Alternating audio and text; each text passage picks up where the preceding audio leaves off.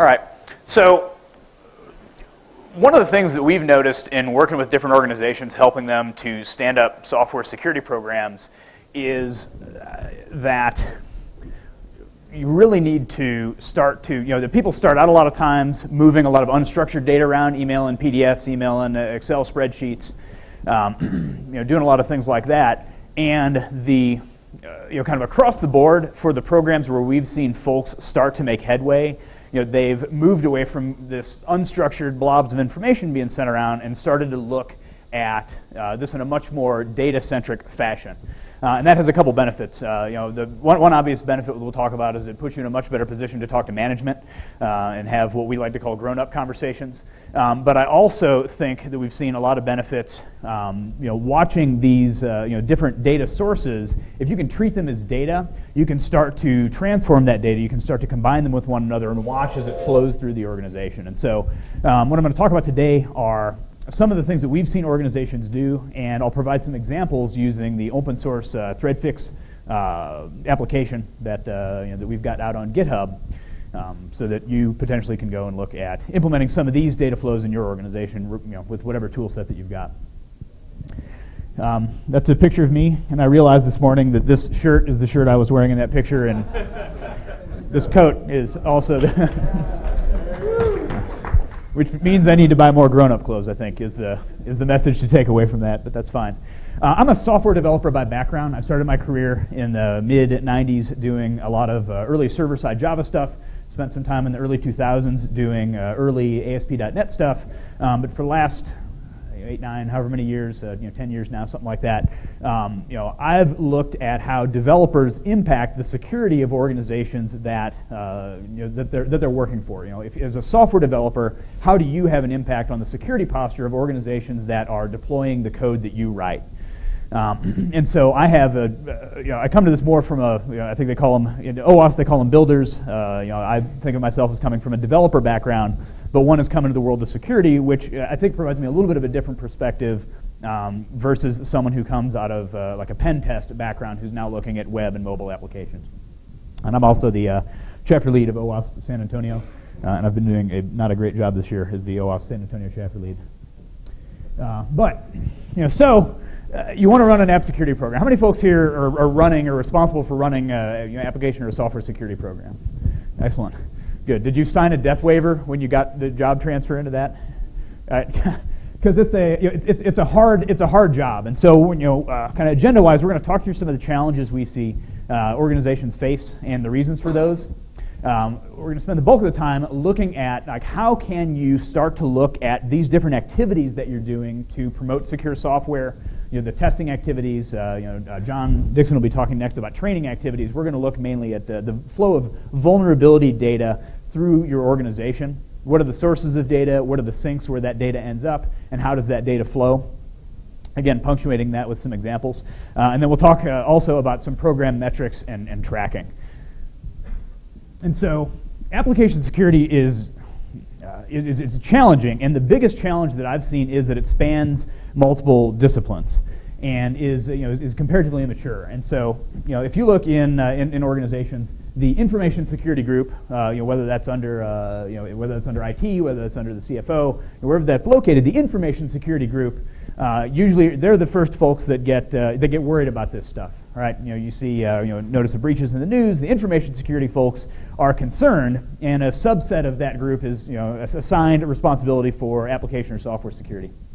The audit and compliance group probably cares as well, especially with PCI, with kind of growing focus in HIPAA on data protection and whatnot. And your risk management, your governance, your risk compliance group care about that. But the real problem, or the thing that I think makes application security really challenging, is that the software developers are really where the rubber meets the road. You have to get them to change their behavior if you want to make measurable progress. Unless your strategy is drop in a WAF and call it a day, which is a strategy.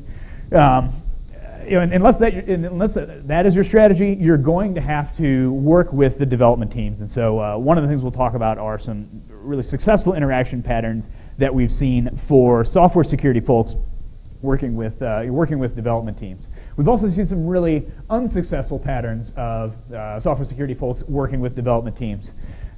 Such as run a scan, generate a 300-page PDF with a color graph on the front page, and email it to the dev team lead, telling him that he must be pretty dumb because there's a lot of vulnerabilities that got found in their software. Right? That is an anti-pattern for getting, influencing, winning friends and influencing people.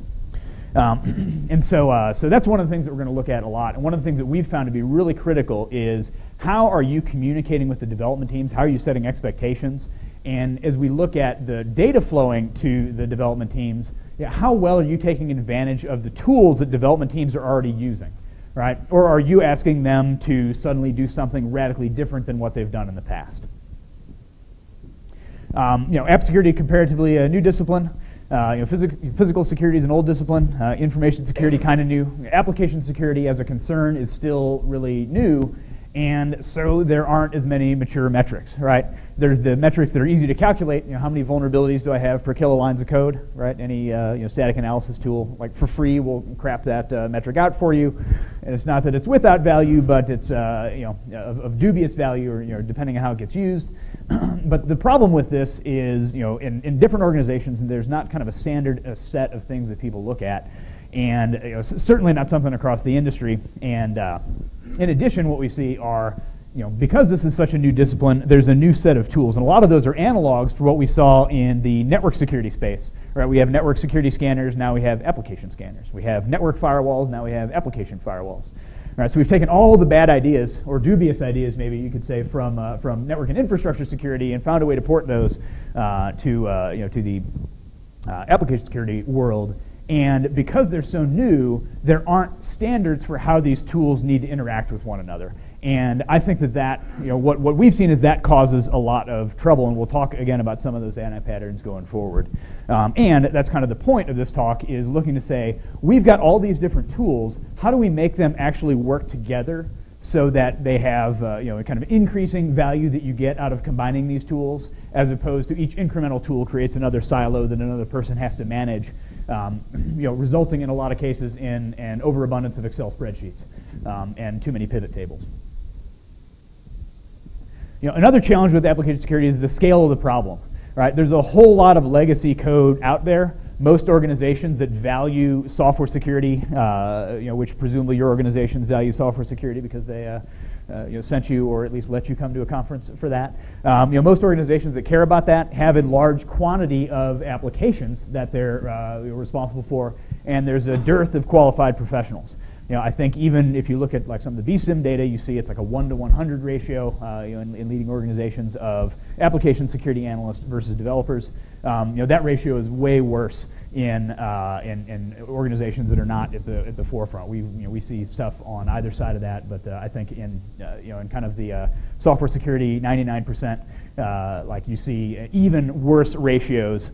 And so what does that mean? We've got a huge multidisciplinary problem, right? You can't just throw a pizza box in the network and solve the problem. You've actually got to get people to do stuff for you, which is infinitely more frustrating than being able to slap a device on your network or run a scan and call it done. So we've got a multidisciplinary problem with, again, each discipline has their own set of tools. We've got an area that I don't think as an industry we're very good at characterizing yet from a metrics standpoint. We're starting to see some data come out. If you look at the reports from the White Hat folks, the Veracode folks, on the incidence rate of different vulnerabilities and the time to close, I think that's really interesting data, really valuable data, and we'll talk about ways that you can use that and start to benchmark your organization against those third-party sources of data. And we're also in a situation where we're horribly outnumbered. And so what do you do about it? You gather data. And again, I think that looking at this from a data-centric standpoint is really critical to be able to properly characterize the problem and to, inside of your organization, to start to justify the budget that application security deserves to receive in comparison to other areas of spend like antivirus, like firewalls, and other competing concerns. That's something that a lot of folks have talked about. We're spending a lot of money in these areas. Should the spending be over there, or do we need to be doing more spending over here? If these applications are so valuable that we're spending all this money to create them, if this, if the data managed by these applications is so valuable, is our spend appropriate to protect that value when compared to the amount that is spent to protect your desktop and server and network infrastructure. And one of the things that we've found be successful is, again, if you have data that you can use to characterize your program, that puts you in a much better situation where you can have a grown-up conversation, right? And I joke that we talk to different organizations, and if you go to management and say cross-site scripting is scary, like that's a child's assertion, right? That you're gonna make. We're based out of Texas. Work with a number of energy firms. You go to an energy firm and say cross-site scripting is scary. They're gonna tell you we had 8 people kidnapped in the Congo last week. That scares me, right? Or you go to an airline and say, ooh, cross-site scripting is scary, and they're gonna say every time the price of a barrel of oil moves by $1, we lose like 20 million bucks a day, right? Like that actually scares me, right? You have to be able to come with data to at least say, hey, here's the risk we're exposed to, here's the incidence rate, here's the exposure we have because of vulnerabilities, and now as we're starting to see, here's third-party data that we're seeing about how other organizations are performing, here's additional data that we're seeing from Verizon and other data sources about where we see attacks happening. That starts to put you in a much better position to justify a spend that otherwise you might not be able to justify. And so, again, taking a data-based approach to this is a tactic that we've found to be a lot more like sustainably successful versus unloading the fear, uncertainty, and doubt like the week after a breach occurs and everybody's scared.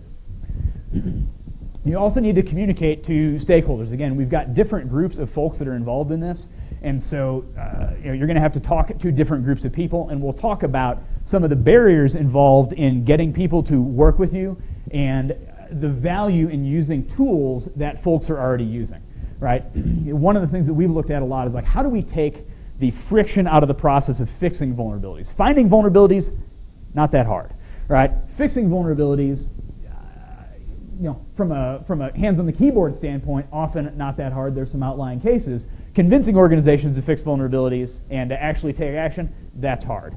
And communication is something that can help really streamline that. Automation is another thing that is required. We're so outnumbered as software security analysts. We're so outnumbered, and the task is so daunting that you have to automate everything that is possible. And really, you've got to get this set up so it's repeatable, so that you can go through these cycles over and over again. So what does this look like? What we've started to do, both internally for our development practice, as well as working with other organizations in their dev practices, is to look and say, how do we start to take all these different activities that you're undertaking, to do, you're doing threat modeling, you're doing static scanning, you're doing dynamic scanning. How do we start to automate whatever's possible, but start to look at the results of these in a data-centric manner? So what are the sources of data in your organization? What are the sinks? Where does that data go to? And how does the data flow? And we'll look at vulnerability data. We'll look at detection and prevention, WAF, IDS, IPS. We'll look at developer tools and how you can better communicate with the tools developers are already using. And we'll talk about rolling some of this data up and sending it up through risk management, GRC type systems. So again, in the absence of automation, you're doomed. You've got to automate everything possible because that frees up people cycles for people-only tasks and lets you start to say, these are the things that I feel like I need to do to create appropriately secure software. Let's make automation do everything that it possibly can so that we can free up these very rare, very valuable people resources to do the things that they're supposed to be doing. The example application that we'll use for examples here is ThreadFix, which is an application that we've developed. We've also got a increasingly vibrant development community around it, which is fantastic. And basically what it lets you do is create a consolidated view of the applications you have in your organization, as well as all of their vulnerabilities that they currently have or historically have had. By treating all of this in a structured data manner, it lets you start to prioritize application risk decisions based on that data. So you can start to make decisions based on actual data and have a reason why you do things that you do as opposed to using gut instinct. And then finally, it lets you translate vulnerabilities to developers in the tools they're already using. And that's, again, one of the things we'll talk about that really helps to reduce friction as you go out and try to reach out to development teams and try to get them to do what you want them to do. It's all available. Everything we're looking at today is available on GitHub. So please download it, take a look. If you have any questions or comment, feedback is the breakfast of champions. So we're always happy to get feature requests, bug reports, and whatnot. And one of the things that we've done inside of ThreadFix is looked at these data sources, these data sinks, and we've created abstractions for those. And so there aren't a lot of standard data formats yet, or there are no real standard data formats that I know of in the software security world, although we're pushing for those, and I'll talk about that. But we've created abstractions for those and adapters to the most common commercial and open source technologies that are out there. So this is a list. I think it's mostly up to date. There's also a list online, but of the dynamic scanners, the static scanners, the SAST testing platforms, all sources of vulnerability data. We can talk out to different IDS, IPS, or web application firewall systems. We can talk to a number of different defect trackers. There's one or two missing from that list, and we're also now starting to incorporate reports from these known vulnerability scanners. For example, Jeremy Long's excellent dependency check tools. Jeremy in the audience? All right. He's around here somewhere. I saw him. And that's a sticker page that shows all of that. But if we look at the vulnerability management process, you first need to detect that vulnerabilities exist, right? Then you may want to provide some short-term mitigation to protect your organization, hopefully while you're making actual fixes to the underlying code. And then you've actually got to remediate the vulnerabilities, and that's unfortunately that's a step that a lot of people kind of forget. Who here does some pen testing work, scanning work, stuff like that? Do you have problems finding vulnerabilities? Are you just flummoxed with each new application? Right.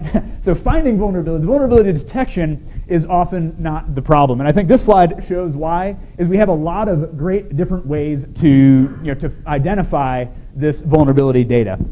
On the automated side, we've got static scanning, we've got dynamic scanning, we've got the emerging integrated application security testing. We've got known vulnerable component scanning. I don't know if that's got a cool acronym from the Gartner folks yet. Hopefully it's coming.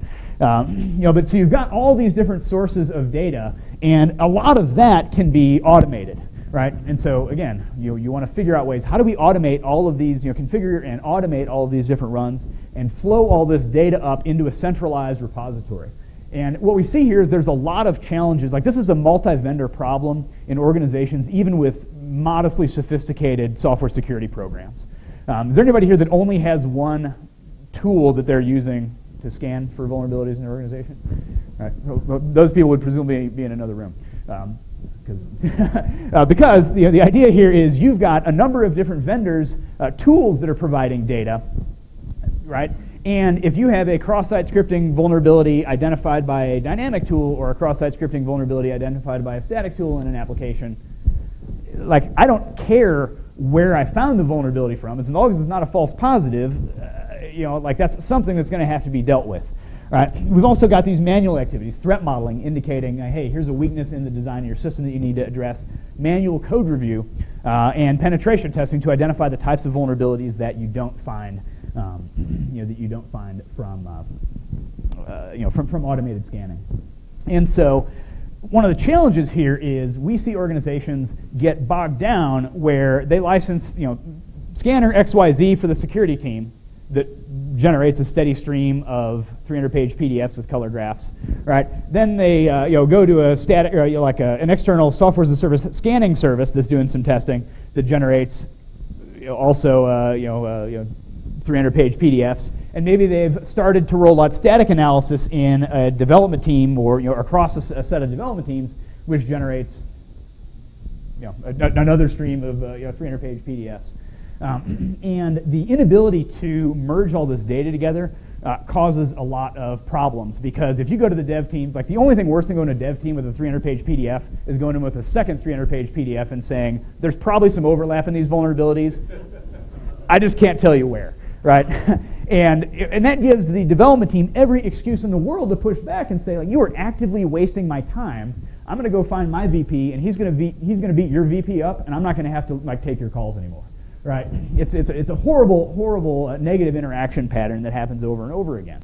And so one of the things that we did with ThreadFix is created an engine that can merge these dynamic to dynamic results, static to static results, and will also store that alongside the results of all the manual testing that you're doing. And so in a vendor-independent way, ThreadFix lets you pull all this data in and dedupe it so that you get a unified list of the open vulnerabilities for an application, so that you can start to look and say, all right, what do we want to address first? We're not going to necessarily go, well, first we're going to work our way through this report, and then we're going to work our way through this report. You can say, I have a unified list of these vulnerabilities that we've identified. Let's slice and dice this data and make decisions about how we're going to proceed. I don't want to get too deep into the weeds of how we do the merging, but again, we've got a data format that you can look at that we've constructed for what a standard dynamic vulnerability looks like, a standard static vulnerability looks like, and a standard known vulnerable component vulnerability looks like. And we've created an engine that lets you merge those things together. And as I'll talk a little bit in more detail about this later, but we've also worked with the U.S. Homeland Security, Department of Homeland Security Science and Technology Directorate to build what we call hybrid analysis mapping technology that lets you merge the static vulnerabilities with the dynamic vulnerabilities. And so the idea here is, let's take all the data that we have from testing that we're doing and flow all of that into one place to get it deduped so that we have a single list of what our problems are. And that, I think, is, we found that to be very powerful in organizations where they have multiple tools, because that way you're not wrestling with the tools or wrestling with Excel. Instead, you can say, I'm going to load all this in, the system's going to make a first pass. I might have to go in and make some tweaks, but I've been freed of cutting and pasting like all my static results and all my dynamic results into one spreadsheet and then trying to manually line those up. To do some benchmarking, we actually had one of our folks do that, and he did not enjoy that task. And it was not the best use of a comparatively expensive asset's limited time. We also mapped back to the MITRE's CWE. I don't know if Steve Christie's here. I like to say that the MITRE's CWE is like the democracy of vulnerability taxonomies. It's the worst one out there except for all the other ones. But no, CWE has actually been really good for us to help to map these different tools together. A lot of tools already have that stuff done. And so, how do you load vulnerabilities in? And we've, from a data hub standpoint, you obviously need to be able to manually load vulnerabilities in, but you also need to encourage this automation. And so what we've done is we've exposed, you can manually upload files if you have historical data, but we also expose a REST API and a command line interface that wraps that REST API. And so if you have security testing that's being automated somewhere else, right, or if you have a set of historical files, you can script those interactions just to send that data in. And the goal here is to take advantage of any other automation that you have, or make it worth doing this automation, because once you have the results of that security testing, the data can just flow in. We also had a contribution from the community of a Jenkins plugin from Brandon Spruth, who did the automation domination talk last year at OWASP AppSecUSA. And so that's fantastic. So if your organization, if you're starting to push to the security teams and have them do, or I'm sorry, if you're starting to push to the development teams and have them start to incorporate some sort of a scanning, maybe with an open source tool, maybe maybe you've got a licensed static tool, but if you're starting to push those scanning activities into the developer's continuous integration process, you can take the results of that either via the command line or via the Jenkins plugin, grab those results and load it in. And so as developers develop and create incremental versions of the software, that data just flows up for you for free. You don't have to screw with it. And that's something that we've done internally for our systems a lot, where we use Jenkins for a lot of the orchestration. We use our command line tool to do a lot of uploads. We've got some custom scripts that we use to package data and send it out to third-party services and different tools. We use Dependency Check's Maven plugin to do runs of dependency check and flow that data in. And so, on a schedule, we don't necessarily do this with every build, but on a weekly or bi-weekly basis, all of these different scanning or testing activities that can be automated are being run, and that data all flows up into that central location. That's a picture of our Jenkins. The text, if you can read it, says, please don't screw anything up. If you want to mess with something, contact one of these folks. So please don't screw anything up in the Jenkins plugin. But we've found that to be a very effective way to get a good pattern of contribution of fresh data into the system. Again, depending on how your organization is working, you may that may work better or worse for y'all. And so when you load these scan results in, What ThreadFix does is it diffs them against the previous scans so that you can identify when vulnerabilities appear and when they go away. You can also identify when vulnerabilities resurface. And it merges across the different tools, again, to give you that single unified list. If you go in and mark things as false positive, that decision is durable. So if you go and flag a bunch of false positives and then re-upload a scan from that scanner, you're not going to see it again. And then we do this normalization, SAST to SAST, DAST to DAST, and SAST to DAST with the hybrid analysis mapping. And so just to give you an idea of what that looks like.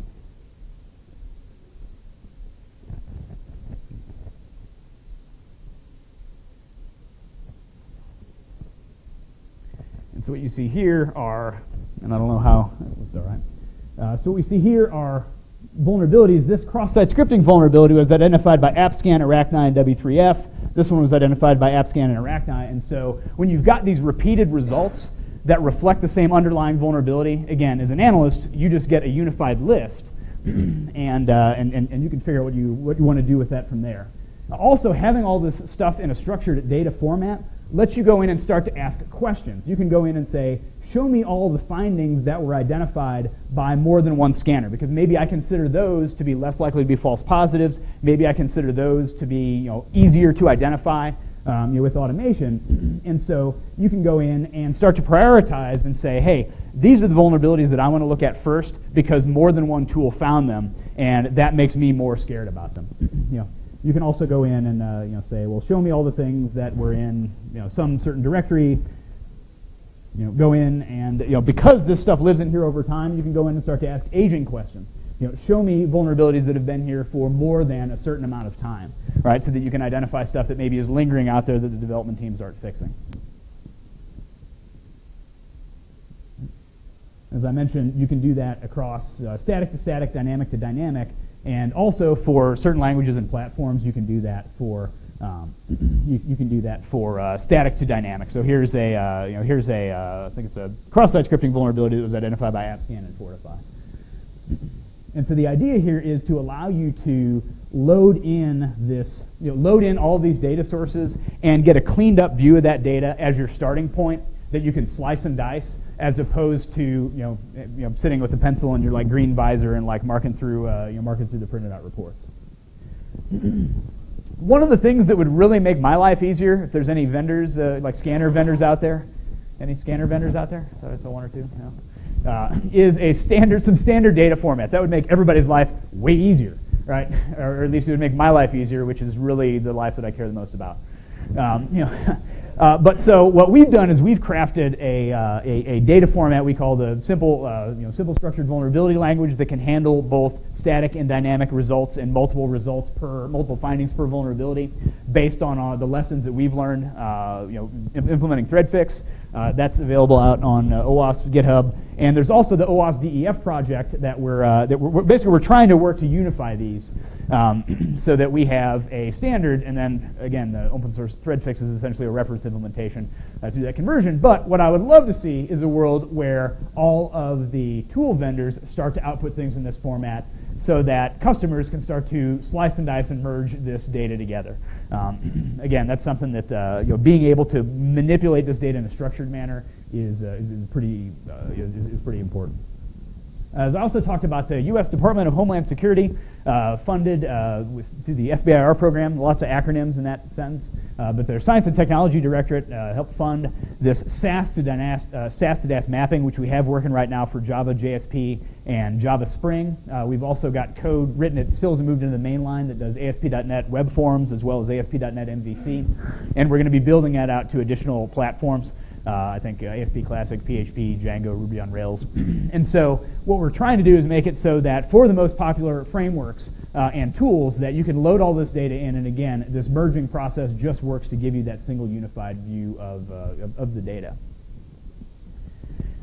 What we found through the creation of that hybrid analysis mapping technology, basically it works by doing a very lightweight source code analysis and building a data model of the application that maps the attack surface points, like what is going to be dynamically exposed in this application, what URL, what parameters, and it maps that back to the underlying line of code that is responsible for that. And so that lets us match between the static and dynamic results. That's the mechanics of how that works. but it also lets us do some interesting stuff that lets us do things like we can clean up RESTful scanner results because we know what the URL patterns are going to look like. And when you combine that knowledge of the structure of the application's URLs with the results of a dynamic scanner, you can collapse the situations where the scanners are finding, like, here's pets/1/whatever is the same as pets/8/whatever, right? So that's another thing that we found is once you've got that structured data and a model of what the application looks like, you can start to do some cool additional cleaning of the data that makes it easier for you to go in and work with this stuff. What you can also do, and that's completely unreadable, and I apologize, but it's readable in the downloads. What you can also do is basically take that database that we create and do a select star on it so that you can dump an application's entire attack surface out, right? So that you know here's every URL that the application will respond to, every request that the application should respond to, as well as all the parameters that you should be able to pass in. And you can use that to identify hidden landing pages that you wouldn't find from a crawl, or that you wouldn't, again, hidden landing pages, things that a crawler might not find if it's a multi-step process, or if there are debug parameters that you wouldn't find in a crawl but that the application will respond to, right? And so given that data, you can actually feed that data to scanners, and we've got plugins right now for OWASP Zap and for Burp Suite.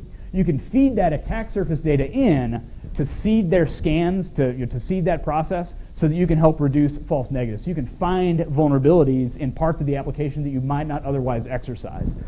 So again, the value of having this structured data of what an application looks like, the structured data of what one tool finds as vulnerabilities, when you start to combine these things, you get better results out of the tool, and you get better, more human usable results once you make a pass over this data to clean it up. And so that's by combining those things, you're able to get a much cleaner view of the vulnerabilities in your application or in your systems, with a lower degree of work. So that's vulnerability discovery. Now let's look at vulnerability mitigation, where we've got all this structured vulnerability data, right? Who could that possibly be useful for? One group that could possibly use this are the folks that are operating your sensors that are trying to protect your networks in operation. So if you have web application firewalls, if you've got intrusion detection, intrusion prevention systems, that data is potentially valuable. All right, and despite again all of these devices, they have an idea of what good traffic looks like and what bad traffic looks like. Most of the WAFs try to create a model. They do some sort of learning to try to understand what the application looks like. But again, that model is prone, is an imperfect model. And what you can do with this vulnerability data is feed it to these systems and say, hey, I know you're trying to guard against all these things. You want to be extra vigilant guarding against cross-site scripting in the username parameter that goes to login.jsp. Because we know there's a vulnerability there, so you can step up your protections there and hopefully increase your successful blocks. And if you have the ability to dial back your other your protection rules, you can potentially decrease the false blocks.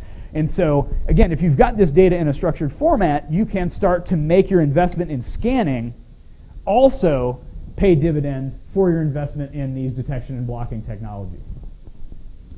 And so here's an example, again, not super readable, but available online, where you can take this data, use it to generate virtual patch rules, and you can install those on systems and then potentially pull the log data back in so that you see, I've got 100 cross-site scripting vulnerabilities. I generated 100 virtual patch rules, right? Let these run for a while. 5 of those rules are getting tripped all the time.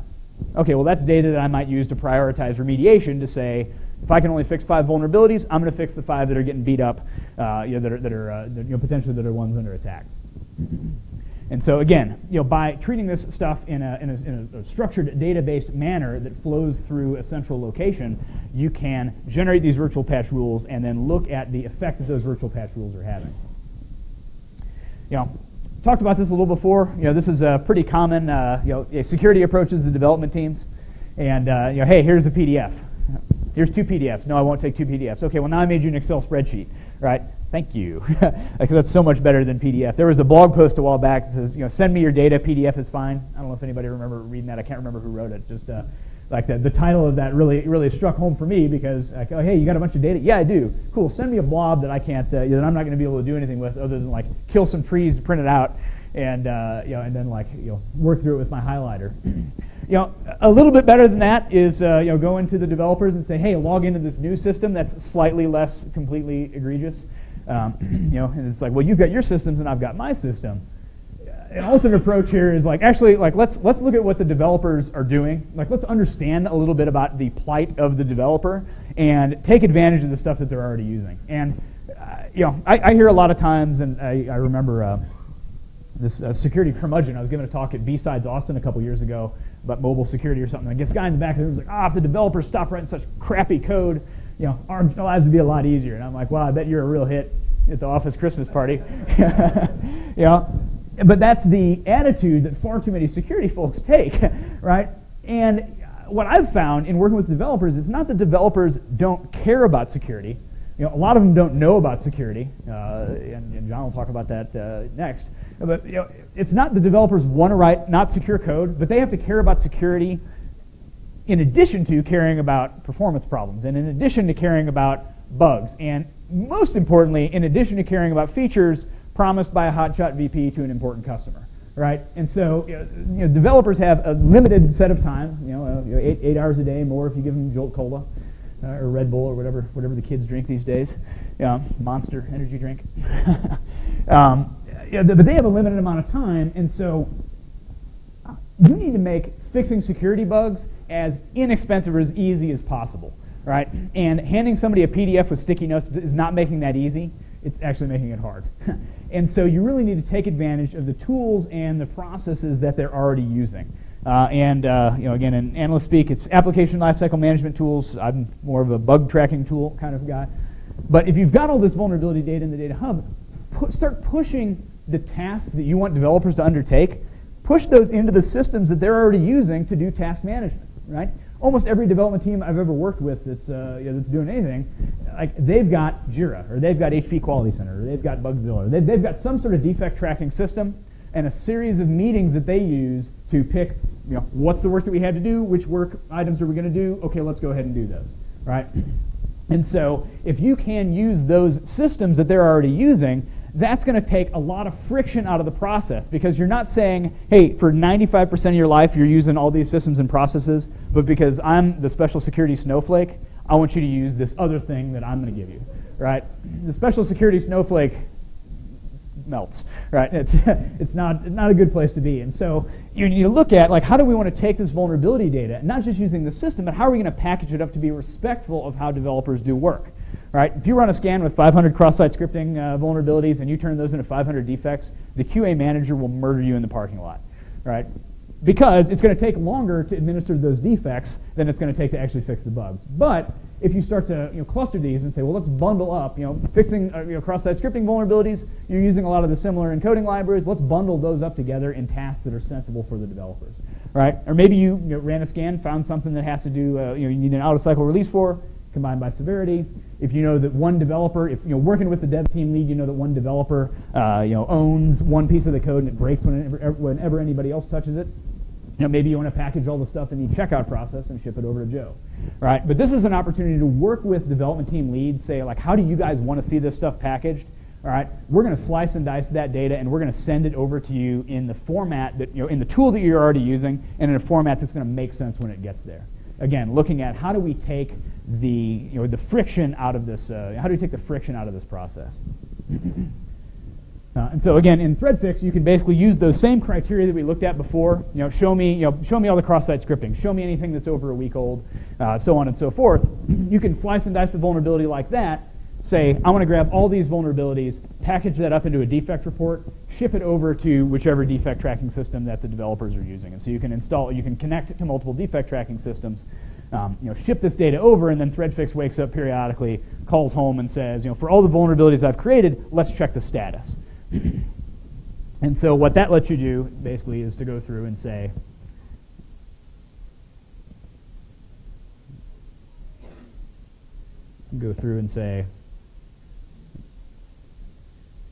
I've shipped these vulnerabilities over. Those are still open in the Jira system.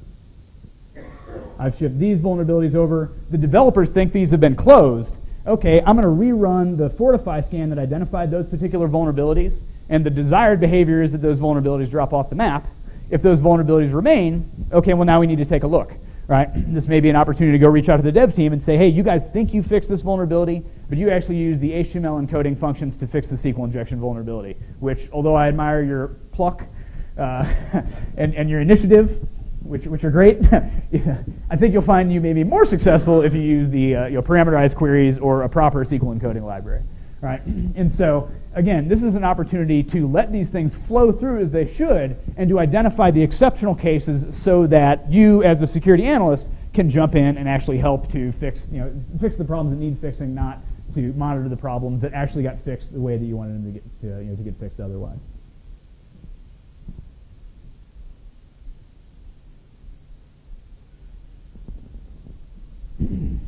Another thing to understand about developers is, they spend a lot of time, in the defect tracking system. They also spend a lot of time in the IDEs. And one of the things that we found to be really helpful is, like, how do you push into an IDE? Like, how do you push as much data as you can so that developers can go and highlight those different, highlight where they need to make code changes? Again, how do I understand what tools the developers are using and reduce the friction out of the process? And so we've also built plugins right now for Eclipse and for IntelliJ. And we're going to be building a Visual Studio plugin as well. But basically, that can connect and pull down that vulnerability data. And the static folks have been able to do this forever, and it's great and fantastic. One of the additional interesting added benefits that we got from the hybrid analysis mapping technology that's in there is we can take those dynamic scan results, query the database that we build, map that back to the line of code, and actually flag that line of code. So even if you haven't done static scanning, if you've done dynamic scanning and can run those results through the application attack surface model, you can, in a lot of cases, identify the starting point line of code. It's not as good as you get with a lot of the static plugins where you have the full control flow or the full data flow, but it's a lot better than saying, like, on this page, the such and such parameter, good luck tracking that down. In certain systems, in PHP or something, that's usually pretty easy. But if you've got a framework like Spring or something like that, the page where, like, the actual code construct where this exists might not be super close to where the where the stuff is. And so, again, we've got plugins that'll help you identify where you can pull this data over. Finally, looking at it from a risk management standpoint, this data hub, like, the primary consumer of this data hub is going to be the software, the application security program folks, the software security program folks. But there's other stakeholders that need to know about this stuff. Your compliance people. You need to be able to provide them a view into the data or ship this data into the systems they're using, so that they get what they need. Right? Your compliance officer probably doesn't need to know every parameter in the web application that's vulnerable to cross-site scripting. Right? Maybe they're thorough and do know that, or if you gave them that information, they would actually have the ability to consume it in a meaningful way. But again, in most organizations, that's not the priority, right? They want to know, well, hey, slice and dice this data and send this up to me so that I know, I've got a dashboardy view or something like that. And so you can look at pulling data out of the data hub and feeding it to GRC systems or other management stakeholders. And this is also where you can go in and use that vulnerability filtering to take whatever policies your organization has and start to save those so that you can run queries, right? And so if we go in here and we can say, again, show me every vulnerability that we've ever found that was found by more than 2 vulnerabilities, right? Or show me every cross-site scripting vulnerability. Show me every cross-site scripting vulnerability that we have in the system. All right. But you can also start to do more interesting things and save those as filters so that you can say, show me all the cross-site scriptings that we have that are over 90 days old. Right? So across our entire enterprise, across all the scanning we're doing, static, dynamic, interactive, whatever other stuff we have, show me all the cross-site scriptings that we have that are over 90 days old. Right? Because maybe you have a rule that cross-site scripting has to get fixed in 90 days. Or maybe you have a rule that all critical and high vulnerabilities have to be addressed in 30 days, right? So you can create filters for stuff like that, and either go through and export that to CSV, but you can also access this via the REST API. And so you can pull this out as JSON data if you need to transform that, put it in a report format, or do some other sort of transform that you need to do to ship that around. And so again, the value of having all of this data in a structured manner is that you can start to slice and dice it. So you can start to ask questions of it and make decisions based on the answers that you get, which is something that you simply don't have the ability to do if you're if you're trying to look at this in a bunch of silos or a bunch of unstructured data. Another interesting thing that I think, from a metric standpoint, that I think is really interesting, is looking at your mean time to fix. And so you can look at the application at the team or at the enterprise level and ask questions like, for cross-site scripting vulnerabilities, what percentage of those have we fixed, and how long did it take for us to fix them on average, and what's the average age of the remaining ones? And so having data like that about your internal program across whatever technologies you're using, that lets you start to benchmark yourself against these third-party data sets that are starting to become available from folks like White Hat, from folks like Veracode. Right, and this puts you, again, in a position to have a grown-up conversation. Hey, our peer organizations address 90% of cross-site scripting in 50 days. We're addressing 60%, and our average close time is 75 days. We're falling out of step with our peers. We need to spend more. We need to devote more resources to remediation because we're falling out of step with our peers. Or you say, hey, we're fixing 100%. The average fix time is 25 days. Clearly, I deserve a bonus for my effective use of the scarce resources you've given me. As I like to say, you can lie with the statistics however you want. The nice thing about this is this auto-calculates your statistics for you, right? And I think that mean time to fix vulnerability is a really critical one. You can do other very interesting things with this vulnerability data. For example, looking to see what, for this team, what vulnerabilities they find. They have a lot of cross-site scripting, but no SQL injection. Cool. Well, let's tune the training that these folks are going to receive to optimize for that. But really, for what I like about mean time to fix is that you can treat it like incident response, right? Schneider's talk about look at incident response. You can treat this data hub as your SIEM for your software security program. And the analog here is that the newly identified vulnerabilities or events, and your mean time to fix is essentially your effectiveness in that incident response. Like over the road, you can start to use this data to optimize the program to say, what do we need to do to eradicate these different things? But I think that mean time to fix, especially as you're starting out, is great, because what that says is we accept for now that we're going to introduce vulnerabilities. Let's see how good we can get at finding them quickly and getting them resolved as quickly as possible. And again, by having all this data in a single place, that lets you start to see all this. So what have we covered? Application security is hard. Lots of people involved, that's the worst part. Lots of systems involved, that's at least the tractable part. Data trumps FUD, especially if you want to look at a sustained campaign. And automation is crucial. Again, in the absence of automation, you're going to really have a lot of trouble. Just a couple of links, again, to the GitHub site and whatnot. And if you need to track me down, I'll be here today and tomorrow. So if you have any questions, I think I have a minute or two for questions now. Okay, a minute or so for questions, yes.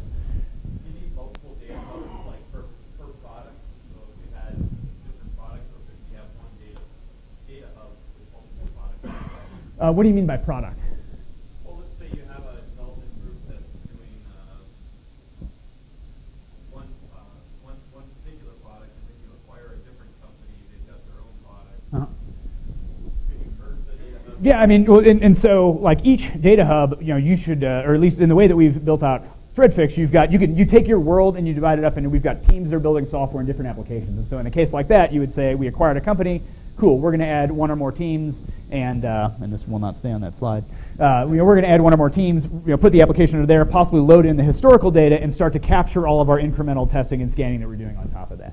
And so you get the most value, I think, when you sit on top of all of the different software assurance activities, because that lets you make assertions about your program, again, across technologies that you're using, as well as across all the different teams. Because then you can start to say, hey, we trained this team and vulnerability introduction went down. Or we trained this team and it didn't go down. Maybe I hate training. Similarly, you can look across the different technologies and say, well, technology A is identifying lots of vulnerabilities, but it's also finding a bunch of false positives. Maybe I want to replace that with technology B that might not find as much, but that is, is easier, no false positives.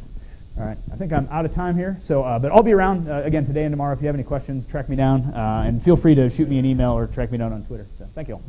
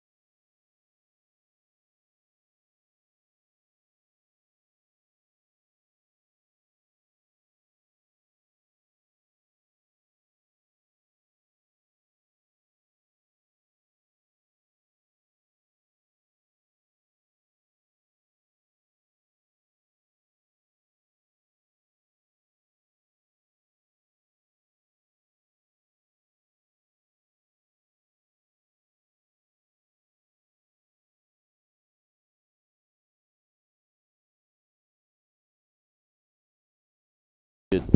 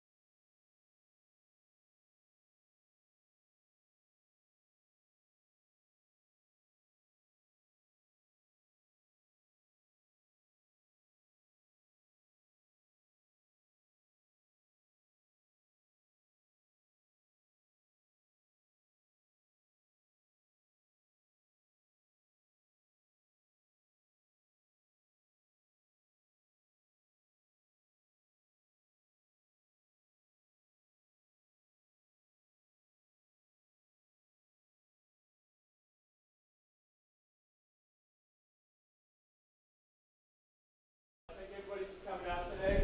We're very happy to have John Dickson talk to us about the AppSec Survey 2.0. John Dickson is an internationally recognized security leader, entrepreneur, and principal at the Dickson Group.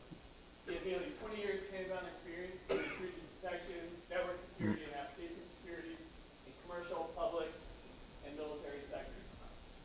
As a Dickson Group member, he helps executives and CSOs of Fortune 500 companies and government organizations launch and expand their critical application security missions. So I'd really like to welcome John Dickson. Thank you.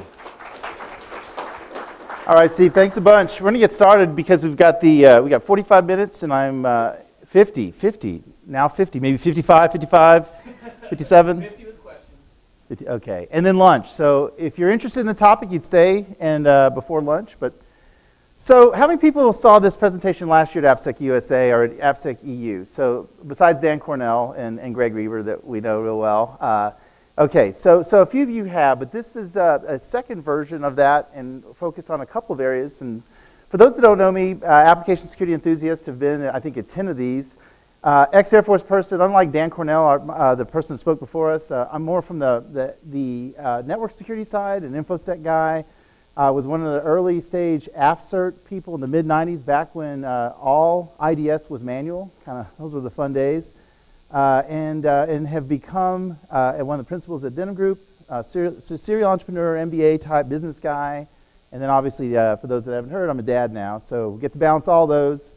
When I'm not at conferences, when I'm not thinking, focused on the work at hand, I'm typically snake hunting in South Texas. So the irony is, a true story here, my mother-in-law owns a ranch south of San Antonio, and huge, for those that don't know, big drought in Texas, huge rattlesnake problem. So I get the phone call. I'm like on a conference call with the client.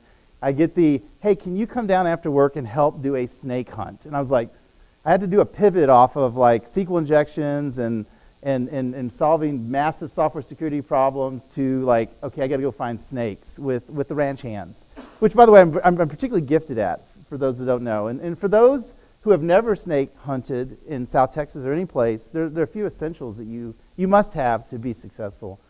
For those that are wondering. So obviously, I took this picture a long time ago. There's an AppSec EU 2011 t-shirt. All my AppSec t-shirts have somehow migrated down to this farm.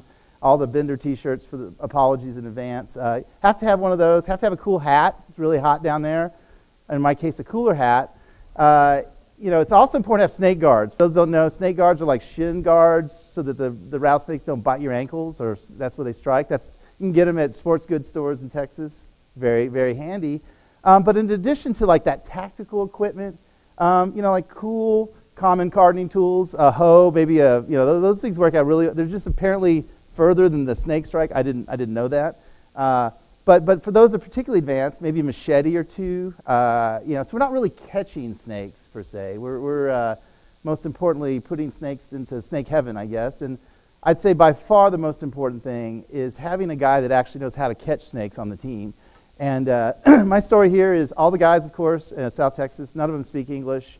And I'm out there searching for snakes with them, and I don't know what the word snake hole is. I'm trying to think of all the words. Look behind you. What is that in Spanish? So, luckily none of us got bit. I'm here today and off and running. So that's what I do in addition to helping with Dan and one other partner run Denim Group. But we're going to launch right into the stuff today, what you're here for. And this is the second version of this study that we started last year. We did another study this year around how to quantify training, AppSec training, the impact of training, what people are being trained on, because the going-in premise here is that training is typically part of any application security program, yet all the vendors, most of the internal program managers are ill-equipped to provide numbers, provide impact ROI. If you go to a CFO and the CFO asks, well, if I do this, what do I get out of it? You typically don't have a great response. So that's the starting point for this. We're going to go through, we talk about the key results, some of the stuff we found last year, but mostly the meat of this year's survey. So what did we find out last year? That development is hard, application development is hard, application training and security around is also very hard. These are hard topics that are rarely measured. We suspected that. And then the ROI component. We learned that ROI is rarely captured on HR training, and particularly in this space. So even though there's training dollars for PCI, training dollars for compliance, there's rarely somebody that comes behind to try to measure the improvement, rarely, and outside the most sophisticated. But the reality of it is we don't know what good enough is. The utter absence of training is terribly bad. So we know that training, you're not going to test your way into the end zone. You can't just fix the SDLC. You're going to have training. But how much is that? Is that 20% of your budget, 10%? We simply do not know.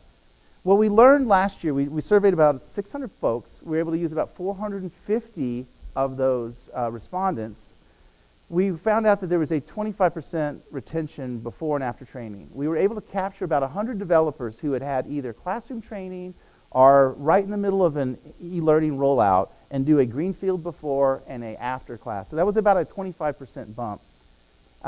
We also found out, it jumped out at us as not a hypothesis, but that the QA respondents, people who identified themselves as quality assurance testers who were in the AppSec world, did profoundly worse than everybody else. That held true again this year.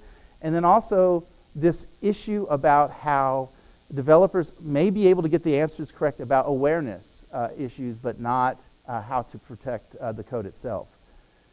Kind of intangibles that we learned that software development, typically companies will teach differently. They'll teach in structured and formalized ways, but maybe developers aren't learning that way anymore. We were humbled in our first study because out of those 600, we had 450 that didn't complete the surveys. It was befuddling. What we found out that as soon as we added Amazon gift cards, everything after that, they were all filled out. So incentives, human nature is at play here. Incentives do matter in some component. That was an unintended outcome that we had for last year's study. We try to put that to work this year. And then conducting surveys are hard. There's a reason that Gartner, IDC, 451 group, and the analyst community exists, because doing this out of hide as a vendor who is out there running a business too, it's really hard. And what we found is that even, well, it's kind of been a political litmus test. Some of our folks that said, oh, I'd love to have my company do this back in June, simply could not muster the internal support to get their developers to take 15 minutes out of their schedules to conduct this, to take this test. That's interesting. Again, we learn things more about the processes and about where we live in the corporate world as a result of that. That was last year. So this year, we started the survey earlier this summer. We were able to talk to about 600 respondents and use about 500 of those, because again, people do silly things. They don't fill it out, or they get a tough question and they don't answer it. Representing a broad swath of industries. We asked the same 10 application security questions that we asked last year. We'll give you examples of those. The same ones. We wanted to compare apples to apples there. But we added 5 additional questions about how developers learn and what they felt was effective. That's some of the net new stuff for this year. We were unable to do a before and after analysis. I mentioned we had probably about 100 respondents last year that gave us their full contact data and said, contact us next year to see how we did a year later. Of those, roughly 100, 12 responded. That's abysmal. So we threw out those results and really can't say too much about that. So that's disappointing. We thought we could catch them a year later and see what they did. We're going to try to take another run at that next year. We also didn't have any training, classroom training opportunities. As a vendor, we like many vendors, we do classroom training. The interesting thing about classroom training is you get kind of the feedback in person. You get anecdotal stuff, which for those in the research business, 2 anecdotes equal data. So anecdotes you can't dismiss. That's important. That's context. But we didn't have that this year, so it was all purely off of surveys. And then finally, we use a little bit more social media, and we by popular demand, have kept the data collection process going. So keep that in the back of your head if you're interested in this stuff. We need more anonymized data. But in spite of that, we got some real good zingers this year. So for those that don't remember or weren't here last year, we divided those 10 AppSec questions into 2 categories. Broadly, awareness questions. Are you aware of key AppSec concepts like these? And then what we considered more the defensive coding or security, how would you implement, or what are the prescriptive sides? So we divided those roughly. I think we had 6 this year, or 4 roughly in there, but basically we split those because we wanted to see the responses, and they were different. And that's a key point to take away. Delivery means we sent to companies. We used SurveyMonkey, social media, some paid social media. We got it out there. We were driving data collection throughout the summer. Again, very humbling. And again, I appreciate why our analyst groups get paid a lot of money to do this, because it ain't easy. But we targeted software developers. We targeted people who self-identified as architects or quality assurance staff. We didn't target information security professionals. We didn't target project managers, BAs. Really trying to measure the efficacy of training or how they're learning. So we cared less about the peripheral folks. We asked some demographic questions. Again, kind of what your job function is, company size, years in the world of development, and a little bit about what they've done in the past. So we'll start to share those with you now.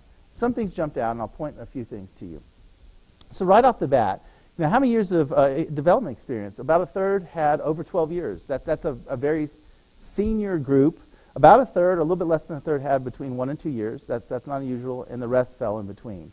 So a broad cross-section of senior, mid-level, and junior developers. About half identify themselves as software developers. and then a smaller swath as QA folks and as architects. Luckily, the numbers were high enough in those categories where we have meaningful results. And they also tracked very closely to last year's query. So that even though they're smaller, that's better. As far as the others, which was a ton, we actually, for the first time, had about 40 or so people identify as, had some word of security in their title. Secure development manager, security developer, security architect, application security architect. So they didn't self-identify as developers, architects, or QA folks. So that was very interesting. So some of those are baked in the other, and we pulled them out to do some subsequent analysis, and I'll talk about that in a sec. Company size, so about a little bit over a third were from enterprise clients above 10,000 or so, big environments, and then all over the place. So we didn't want to focus on SMB, or enterprise. And honestly, we were kind of slaves to whoever responded. There's a certain point in July or August where I was like, I don't care, if they're, yeah, let's get them in, we needed the numbers. So there is sample bias, and for the record, we're not going to quit our day job. I'm not going to quit my day job and go work for a polling company for the next presidential election.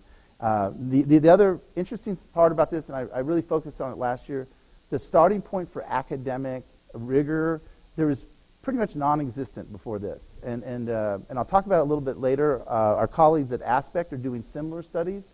Before what we did and what they did, there was virtually nothing out there. So the starting point for analysis is baseline is 0. Okay, let's get into some of the interesting things. Again, results. These tracked very similar from last year. About a third said they had no application security training at all. About a third going in. And about 31% said they had somewhere between a day or 2 days. Now, a quarter had more than 3 days. That's substantial. So the people that said, hey, somewhere in my career had more than 3 days. Now, unfortunately, we couldn't ask, or didn't ask, I should say, was that 3 days of training a month ago? Was it 2 years ago or 10 years ago? So that's an area for future analysis, is how long ago was that training, because obviously retention comes in. But again, a good chunk of none, some, and a lot. I mean, 3 days is a lot, to be candid. So here's the big thing that jumped out at us this year. And these are numbers you can take out, and we're going to include as probably the lead takeaway for this particular survey. 56% of the software developers, software developers answered 56% of the questions correctly. That number is shockingly close to last year's study of 58%. And for those that saw AppSec, they released a study earlier in the week that lines up almost very closely with this. Those numbers are at over, I think, 2,000 developers, 2,200 between the two companies and 3 surveys. That number is pretty darn close. So you can say now that if somebody asks you what is the starting point for knowledge, it's somewhere between 56 and 60%. That is a number you can take home. And when I saw that number come out, and when I saw the AppSec study, I was like, oh my gosh, those numbers are remarkably close. So 56 to 60% is a number that you can start to use and use in a more public way. Here's another thing. I told you we asked 5 additional questions about how people were learning and what they were doing process-wise, not just AppSec questions and technical questions. So we asked, how many of your organizations implemented some type of SDLC or process improvement related to security after your training? What percentage? About a third, 33% said, oh yeah, we did. About 25% said, no, we did not. But perhaps more astonishingly, about 42% said they did not know. So there's a bunch to take away from this. I'll get to that and the conclusions. But 42% didn't know. The vast majority had no or didn't know. That is, we have our work to do. We have our work cut out for us. So the other thing we asked was at the types of training. This is what we wanted to find out from last year. Because the vast majority of training that's delivered by big companies is e-learning and a classroom training because it scales well. It's repeatable. It's measurable. PCI QSA guys like it. It works, right? We know how to do it. But what we found out that, in spite of all the cool things that are out there, crowdsourcing sites, RSS feeds, social learning, there's a thing called social learning platforms now, where you can collaborate and trade stories if you're a developer. But here's the key takeaway is that e-learning and instructor-led training, they're both still the primary way that developers learn in large enterprises. So, huge deal there, and we're going to talk about why that's important. I'm going to spend a little bit more time on this slide. It's a busy slide, and for Greg and crew in the back, I apologize. This is a reading test. We'll share the deck later. But what we asked them is what they felt was effective. Okay, so you've been through this. You've been through e-learning, you've been through classroom training, you've done all these things, you've cited these different things. What did you think was effective? So instructor-led presentations or training were very effective. The vast majority were e-learning or instructor-led training, and the perceived effectiveness of instructor-led training was the highest. If you go up to the second one, one-on-one coaching was also viewed as very, very effective. What are the two things that scale the worst for those that have rolled out a training program? One-on-one coaching and classroom training. So the challenge that we have is like, how do you take those numbers? And here's, by the way, here's all these other things they do. They do use RSS feeds. They do use, comment on the Heartbleed story. What happened to Target? How can I apply it to us? I mean, there's a lot of other ways that social learning things that are simply not being used. Part of that reason is because that's how big companies roll out training programs. And by the way, most of them are still compliance driven. And I will tell you a story, and again, the friends in the industry that do the similar e-learning know this, that the vast majority of e-learning is sold for compliance purposes. And what I mean by that is if absent of the PCI DSS, there would be a lot less of this. And anecdotally, we've had 4 or 5 clients who stood up a big e-learning instance with us. We hosted it. QSAs were coming in 2 weeks. Showed the QSA that, never logged in. So we've had a wealth transfer from certain companies to Denim Group for about $250,000 over the last several years of e-learning bought but never consumed. And if you go and talk to our friends at Aspect, at SI, and at Cigital, I suspect they have similar stories. So the point is that that's great. E-learning is a great compliance checkbox. It is used widely, but just used by itself, that may not be a best practice. Okay, I mentioned this from last year's study. The numbers line up for this year with a separate group of respondents. But again, developers were able to get the awareness questions right. Again, 70% more or less is the passing rate. They didn't pass, but they got them. They were less worse on the awareness questions. The prescriptive questions, they did particularly poorly. QA folks bombed it again, and there's challenges with that. These numbers again, when I got them, I felt like a kid Christmas morning. Like, oh my gosh, they're not orders of magnitude off from last year. They line up with last year. So QA folks did not do well. So here's another one. So training does matter. I mean, so people that said they had 3 days or more of training did twice as well as people who had no training, roughly. However, they still missed it. I mean, they still did not hit the 70% passing rate. They were close to 65. So that's not great. And then here is an interesting one, though. We did go and target a handful of companies that identified themselves as security companies and the development people in security companies, including Denim Group. And they did pass.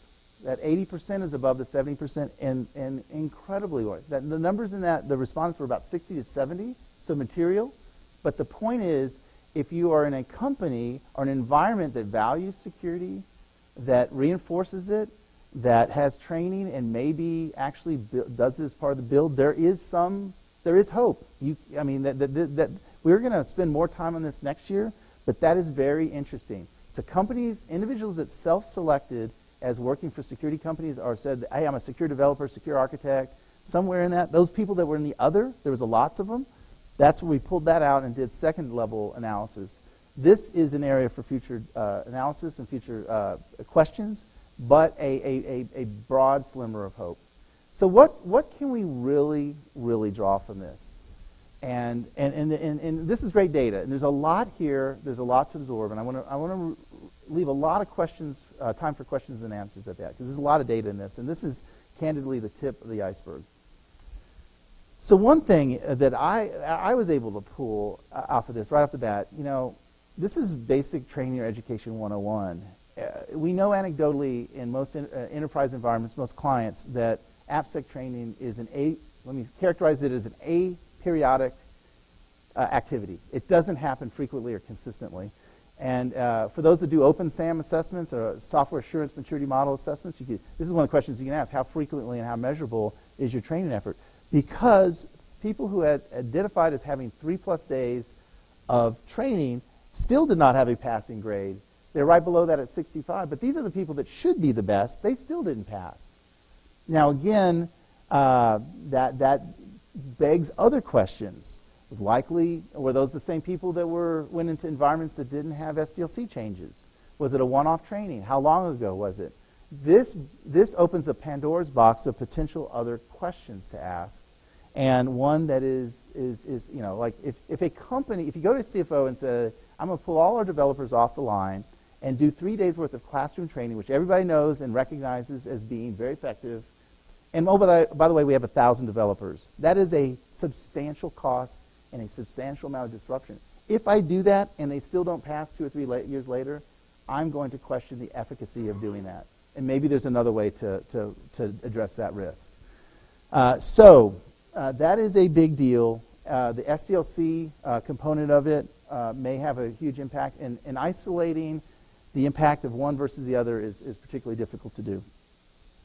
This is a statement of the obvious, and I think you could argue that I didn't need to do the survey and collect data to come to this conclusion, but we verified that training without SDLC changes will likely produce the same results. 67% either answered no or that they don't know if changes were made. So if you go and if it's instructor-led training, you get a couple days off. Training is a feel-good activity. Hey, you go to a class for a couple days, kind of goof-off activity, and then you come back and there's no there's no handoff or no changes and process changes. The likelihood is developers are going to revert to their old ways, and they're not held accountable for it, and they're not measured for it. So it's combination. And training is great, but in isolation will produce miserable results without reinforcement and without process changes. So I think that is a valid thing that's jumped out at us. Again, for those who have parked parked AppSec in QA, you have to rethink how you do that. So they have consistently and substantially done less well than developers at large and architects. So if the standard practice, and it is with a lot of organizations, that you park your junior developers in QA to kind of learn stuff and do testing, then by the way, you put AppSec testing in that same QA group, you are not going to get anything but poor results. And so this is an area for additional thought and additional really analysis around what do you do? If that's where it lives, and it does for a large chunk of the organization, how do you expect them to do sophisticated business logic testing, sophisticated auth testing, validation of scanner results if they simply are just learning how to code? So that is a little bit of that we learned last year from anecdote, and again, Denim Group has about 70 software developers, so we know where they live too. So we've picked this up, and it's something that bears further analysis going forward. Incentives matter. They absolutely matter. They mattered last year when we gathered this stuff, the information. They matter again this year. I think when we've picked this up, when we've interviewed AppSec managers as part of the collection of data, and as Dan had said for those that sat in on his session, the developers have infinite reasons to ignore you. They have the features and functionalities, and they have the promise of a hotshot VP, business line VP. That is kryptonite to any AppSec ask that you bring in the door. So if you can somehow nudge them and get them to do things that you want to do on their behalf, on your behalf, that's fantastic. And I think that for those that have seen what Brad Arkin's done in some of his public presentations at Adobe, getting them to this to become an issue that they do on their own, on your behalf, leveraging the handful of AppSec guys that you have, that then you're starting to see what success is. Because, I mean, your 5 or 6 or 7 AppSec people, if you have those, are not going to conquer the 1,000 developers that you have to influence. This is a leverage play here. So rewards help nudge people, help get their attention, and we're talking $1,000 here, $2,000 there.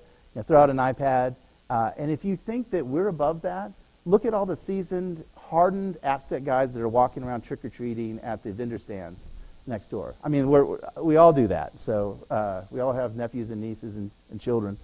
So the point is that incentives matter. They will get people's attentions. The other thing is training programs must be tailored to be effective.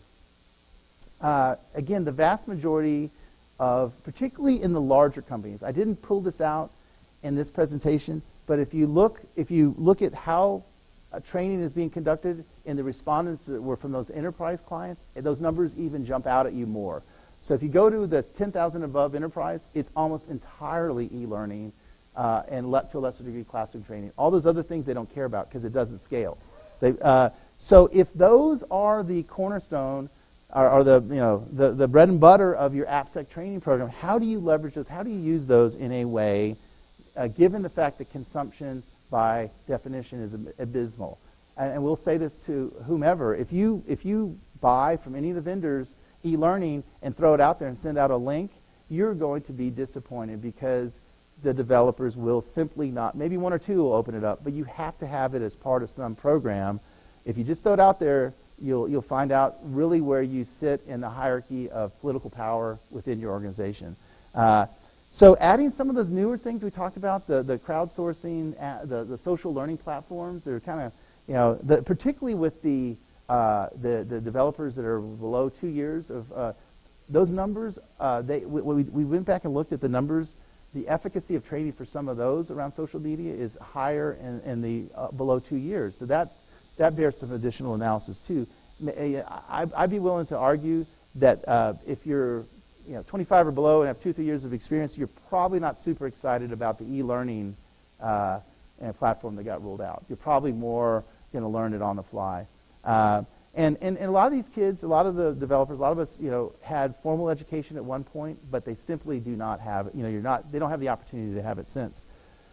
Using those in, pulling current events in to make it interesting, to bring a point, to make a point. I think the most successful companies are able to pull off of headlines and map that over to a particular risk issue within their company and say, hey, this happened at fillinthecompany.com, and therefore here's what we can learn from it. Oh, by the way, you probably should go brush up on this. And if you have if you go take this 5 question quiz, you'll be thrown into a drawing for an iPad. Those things actually work, believe it or not. So leveraging events is an important part. So I'm going to wrap up, as I mentioned, because I want to have enough time for questions and answers here. That 56% number is the one you can take to the bank. I think that's important. I think there's a lot of other numbers that really jumped out at us, but that's one that, given what we did last year, what our friends at AppSec did, that's also very cool. Having a data-driven application security program is important. Now you can go in and say, here's our starting point, here's what we did, here's what others are doing. You have references, and honestly, if you go to CFOs and if you go to business leaders, absent of numbers, you will be cut down at the knees. As I mentioned in my intro, I'm an MBA guy. Guess what you do in 2 years of MBA school? Numbers, numbers, numbers. Don't tell me, show me. Don't tell me, show me. I don't care what you think or perceive. Show me the numbers. That's the way those guys think. That's the way CEOs and CFOs think. So if you come in saying we ought to do this, that's great. Even if it's PCI driven, they still want to see the ROI in the most sophisticated organizations. And again, tailor programs, throw in incentives, be creative, and admit the fact that you might actually be a marketing person in addition to being an AppSec person. And if you come to that realization, it's okay. You don't have to tell anybody, but it will serve you well in your efforts within the organization. So with that, I will wrap up. And for the record, I've got this as part of a white paper we're putting out. So I'm looking for people that are willing to review the white paper. This is the tip of the iceberg. I had 45 minutes. There's a ton of data. Would love your input. So if you're interested, you can mention on Twitter, DM me, email me, whatever way you want to do that. And with that, I've got time for questions, a bit of time for questions and answers. Yes, sir. You say effective pressure? Refresher pressure. I think what we see right now, and anecdotally, and plus with the data, is that there's not a conscious effort to have any refresher data. Nothing. I don't see that. And if you, again, for those that are familiar with OpenSAM or BSAM or whatever, there is a higher level set of questions about, is it repeatable? Do you measure it? Do you, we simply don't see that level of attainment except in the most sophisticated organizations. What I would say is two things. Number one, if you regurgitate the same content, that doesn't come across particularly well. Hey, you took this stuff a year ago, you're going to get to take it again. Like, yoo-hoo! What we see companies do particularly well is they'll take a subset of those questions, let's say 5 or 6, and say, hey, again, throw in an iPad, throw in whatever, iWatch, throw in something, Samsung Galaxy, and then if you get the following 6 correct, you're thrown in for a one of these, but also you don't have to go back and take the refresher test. So there's an incentive. You let them know when you take the first training, hey, we're going to do a pop quiz in November later this year. We'll send out a subset of these questions. If you pass them, God bless you, win a prize. If you don't, you get to take the training again. The other thing is the use of the events. I mentioned the current events. Those are particularly salient. And the best security guys are the ones that are able to take those events and in a non-chicken little way, in a non-FUD way, take those events and say, here's how it's relevant to us, and here's how we should put some of those ideas to work in our training program. If you can do that in a measured and straightforward way, you will be successful, more successful. Yes, sir.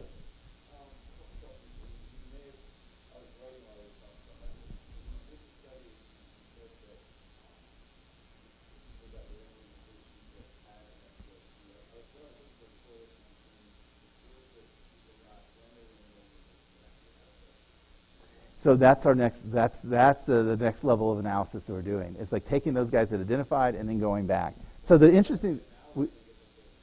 No, I'm going to get like literally for this presentation. That's one that we did not include, but I want to tease out. So the cool thing is we have the data, and we have the data from last year. And one thing that jumps out at us is like, holy crap, we could do a presentation on facets of that. And that, I'm glad we asked that SAST question because I can map that across the other variables that we got. To some degree, we ran out of time. But that's an area that I want to tease out too. If you were that 27% or whatever that said you had an SDLC, how did you fare in the other questions? That did not make it in just for time concerns. Yes, sir.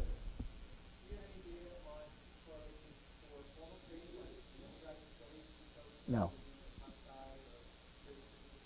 No, but that is another one that's interesting. That could be like a yes/no button question. Did you, in your undergraduate days, did you have any of these classes? And again, postgrad or anything. So that is a great question, and that might be, one of the challenges we had when we rolled this out is we thought 15 was about the max. Above 15, we lose people, and everyone's gotten one of those customer sat deals that, like, after page 2, you're like, I give up. They call it fatigue, or is it questionnaire fatigue or time fatigue? So that may be one we add, but like we're trying to figure out for 2015 what we ask. What we'll have to then do is nail down, is it like one lecture and one course? And because most of the classes that can say secure system design are 80% encryption theory and 20% secure dev theory. So that's our experience. And Dan and I both are on university boards of advisors. So have done that. So that's the sober reality. You may get people that overrepresent that, and who knows. Our experiences as an employer is we don't see that cause and effect. So, yes, sir.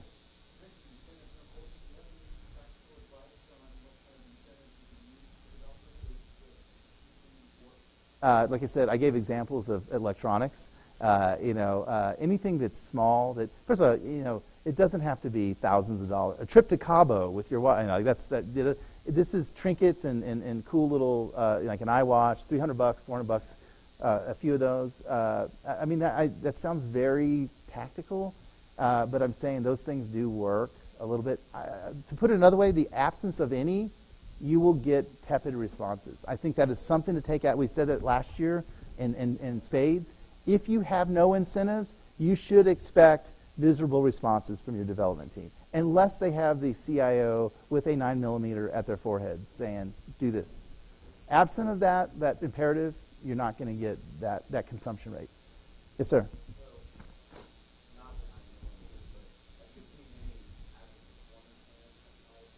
Yes, we have. Yes.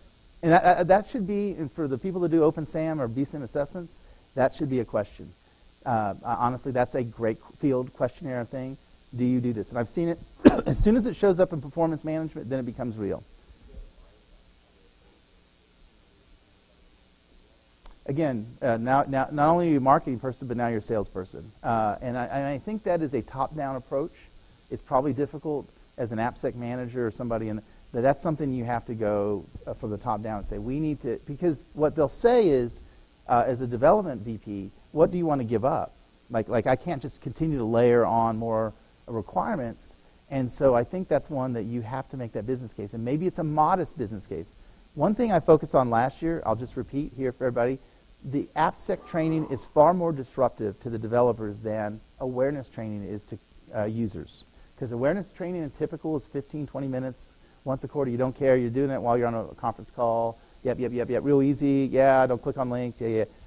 Most AppSec training, by definition, is typically at the very low end, a day or half a day, and typically 2 days for class instructor-led training. And if you look at the e-learning blocks of instruction, they're just longer. It's a harder problem. Not clicking on links is one thing, but like learning how to build code in a more secure way, it's a harder problem. Therefore, it's more disruptive. So it's a bigger ask. You have to get marshal a bit more political horsepower to get that done. It's a hard job. Sure. Yes, that too. I did not address that. That's actually one thing that we didn't go down that path. That's a great point. One that we talked about but just didn't make it in. So for those that didn't hear, gamification. That is an interesting area of discussion. I think that if I were a sophisticated person in this world, I would use e-learning and instructor-led training as kind of the broad building blocks, but figure out how to use gamification to make it interesting. Hey, we're going to do this, but we're going to pit these two teams against these two teams in October, and we're going to buy all the guys pizza who win or something like that. Then it's like, okay, maybe I'll pay attention slightly more. But I think gamification is cool. I think it's still early stage, and that's where a lot of folks are going. What we heard in this study is it's not the main way companies are teaching developers secure development concepts. Yes, sir.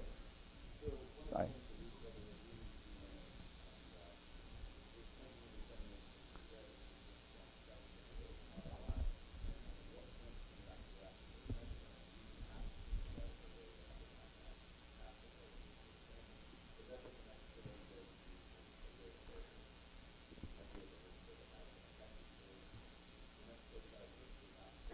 Let's go. I think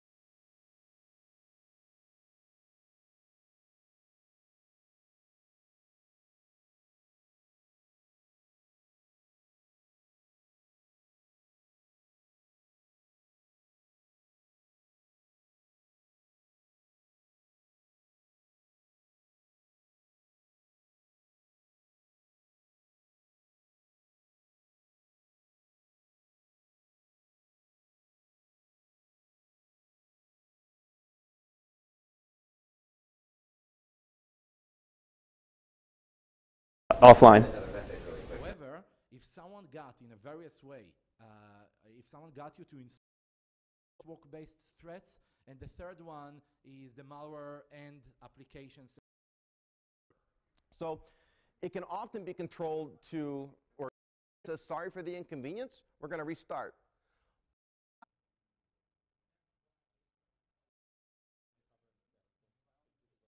Bottom of each allocation is our shell code, to open up a port or something like that. The 0C serves a couple of purposes. One is with the default process heap in like Internet Explorer, even with address-based layout randomization running, free padding that it uses. So I'll show you, and then auto-populates the ROP gadgets and does all that stuff on the fly. So that's where stuff gets really cool. I mean, again, ASLR is completely bypassed through this technique. So let me do a quick demonstration. I know I have a few minutes left here.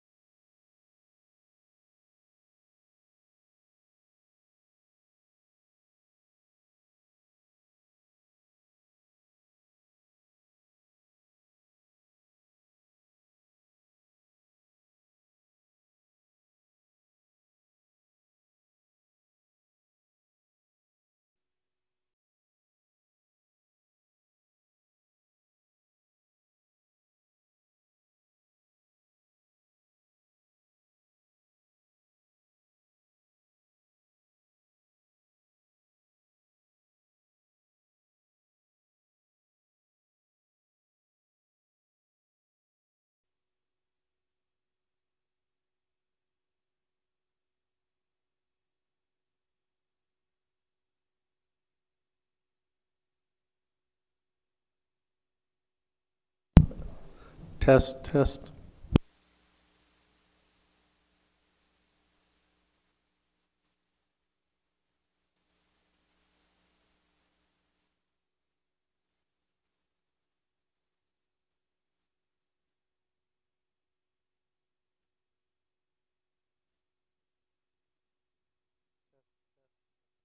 Test.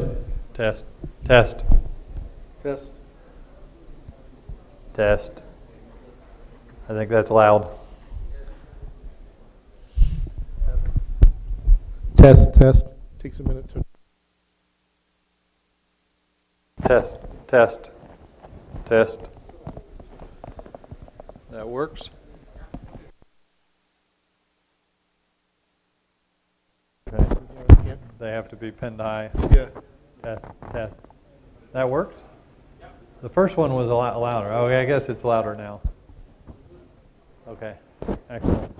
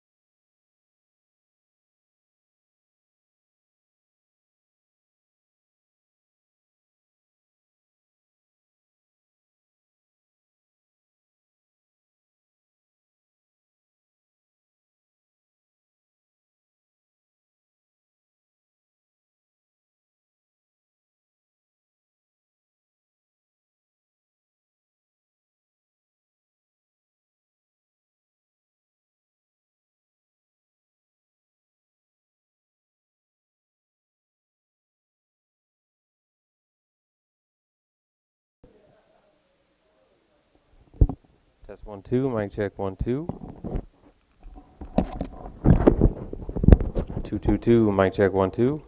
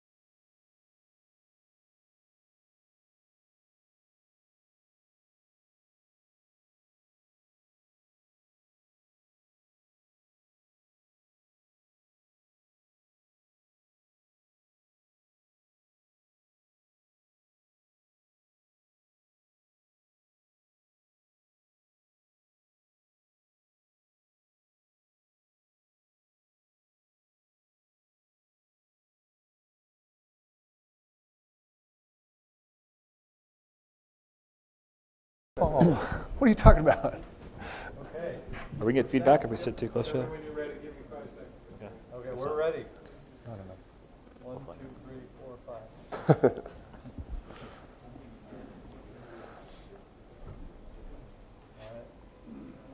Hi everyone, good afternoon. My name is Derek Weeks. I'm the VP of Product Marketing for Sonatype. We are a business, if you're not familiar with us, focused on application security and open source development. Are we on? How's that? Hey! Let's try that again. Weird, it needs to be on.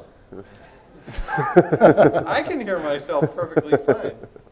Okay, so good afternoon, I'm Derek Weeks. I'm the Vice President of Product Marketing for Sonatype. We're a business focused on application security and open source development. In April of this year, I was privileged to be able to lead a survey of over 3,300 application security and open source development professionals. This is the 4th year that we've run this particular study, where we've now had over 11,000 people participate in sharing their voice regarding open source development and application security issues. In the survey, we asked 28 different questions of these professionals, some of which we're going to cover here. We had, within the survey, we asked about open source development practices. We asked about open source governance policies. We asked about challenges associated and risks associated with application security in those development organizations. We had organizations that had anywhere from as few as 10 developers participating to organizations with hundreds or thousands of developers within them. We ask everyone from pen testers to IT architects to software developers themselves about their experiences with open source and application security. And we're going to share some of those results with you here. I think some of you have received some of the handouts or infographics with some of the results from the survey. And one of the reasons why this is relevant, I think we're all familiar with the OWASP top 10 and the A9, we shouldn't use components with known vulnerabilities. But open source is being used in huge volumes. I think we're nearing over 20 billion open source downloads, open source component downloads by developers worldwide. There are only about 11 million developers worldwide with those. We also know that applications are the #1 attack vector leading to breach.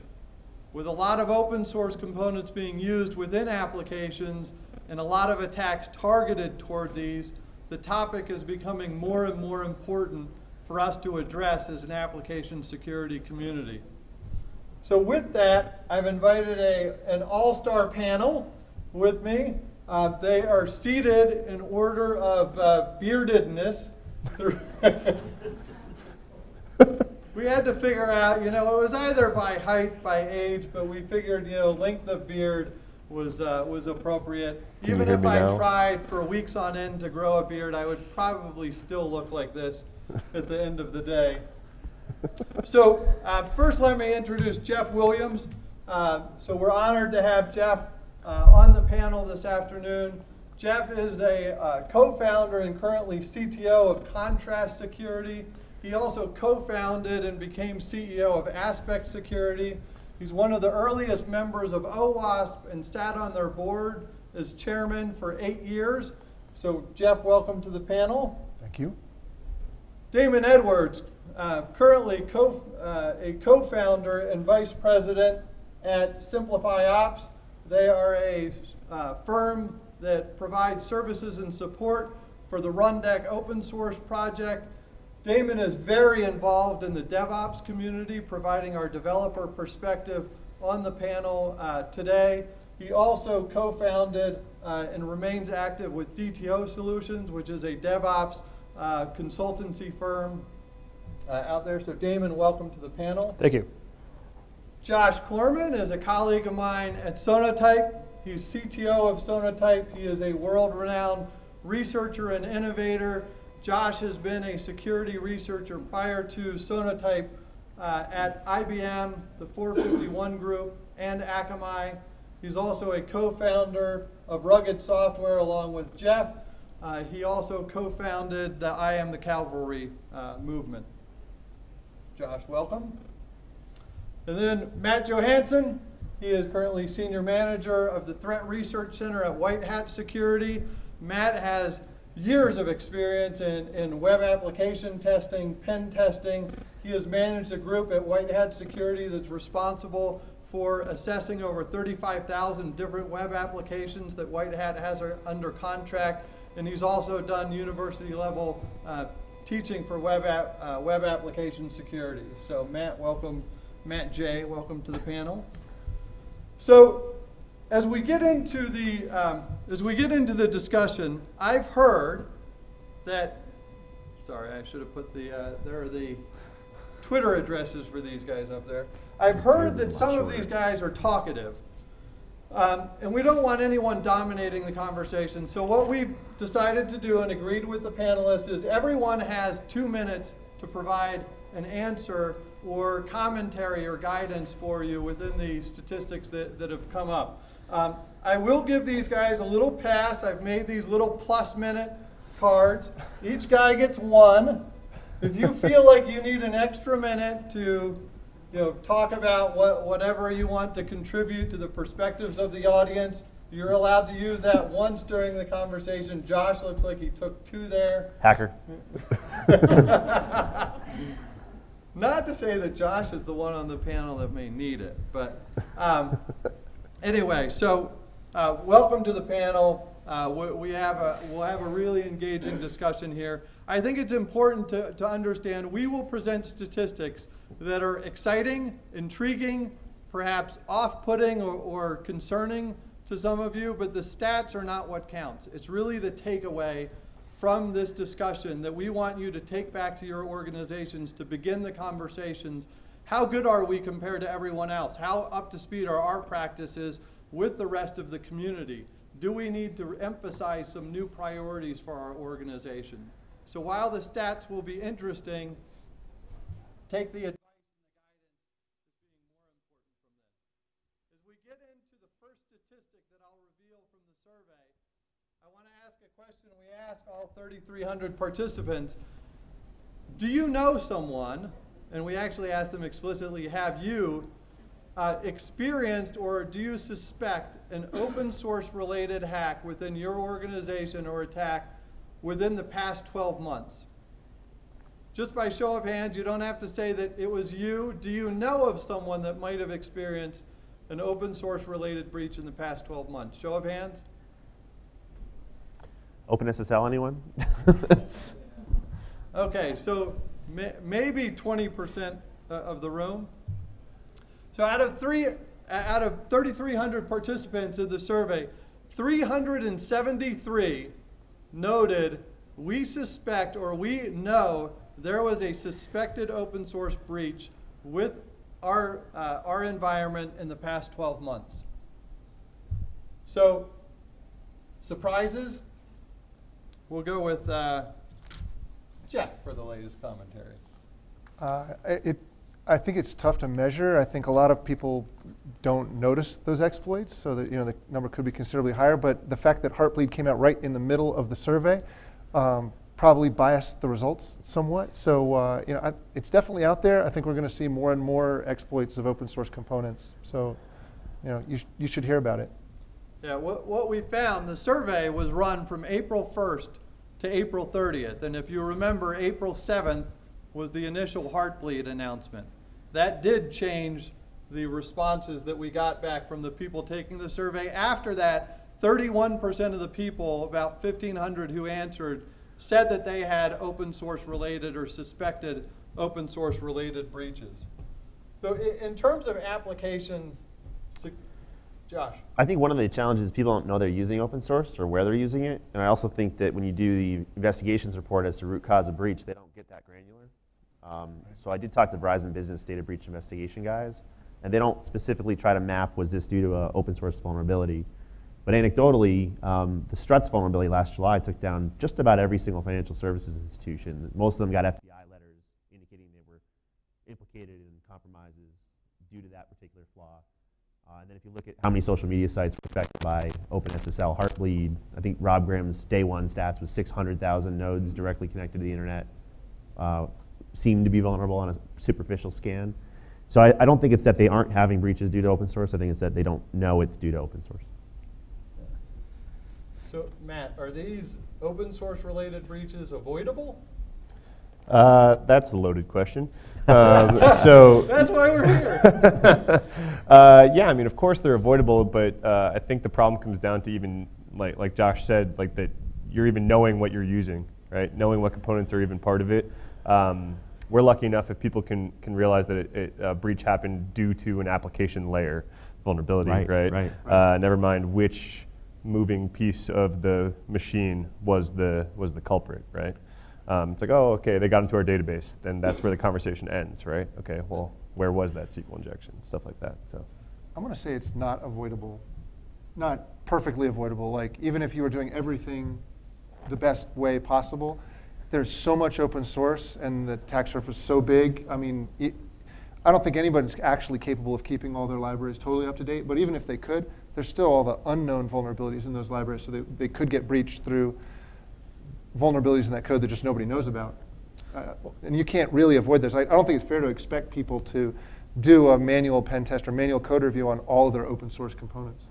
Right. Well, I think there's two things. I mean, if you look, this is totally out of our domain, but if you look to the manufacturing world or the transportation world, there's a lot of study in complex systems, there's disasters, and it just shows that in a complex system, you cannot control it, right? I mean, we learned this on the system side with outages, right? You just cannot say this component will never, ever, ever fail.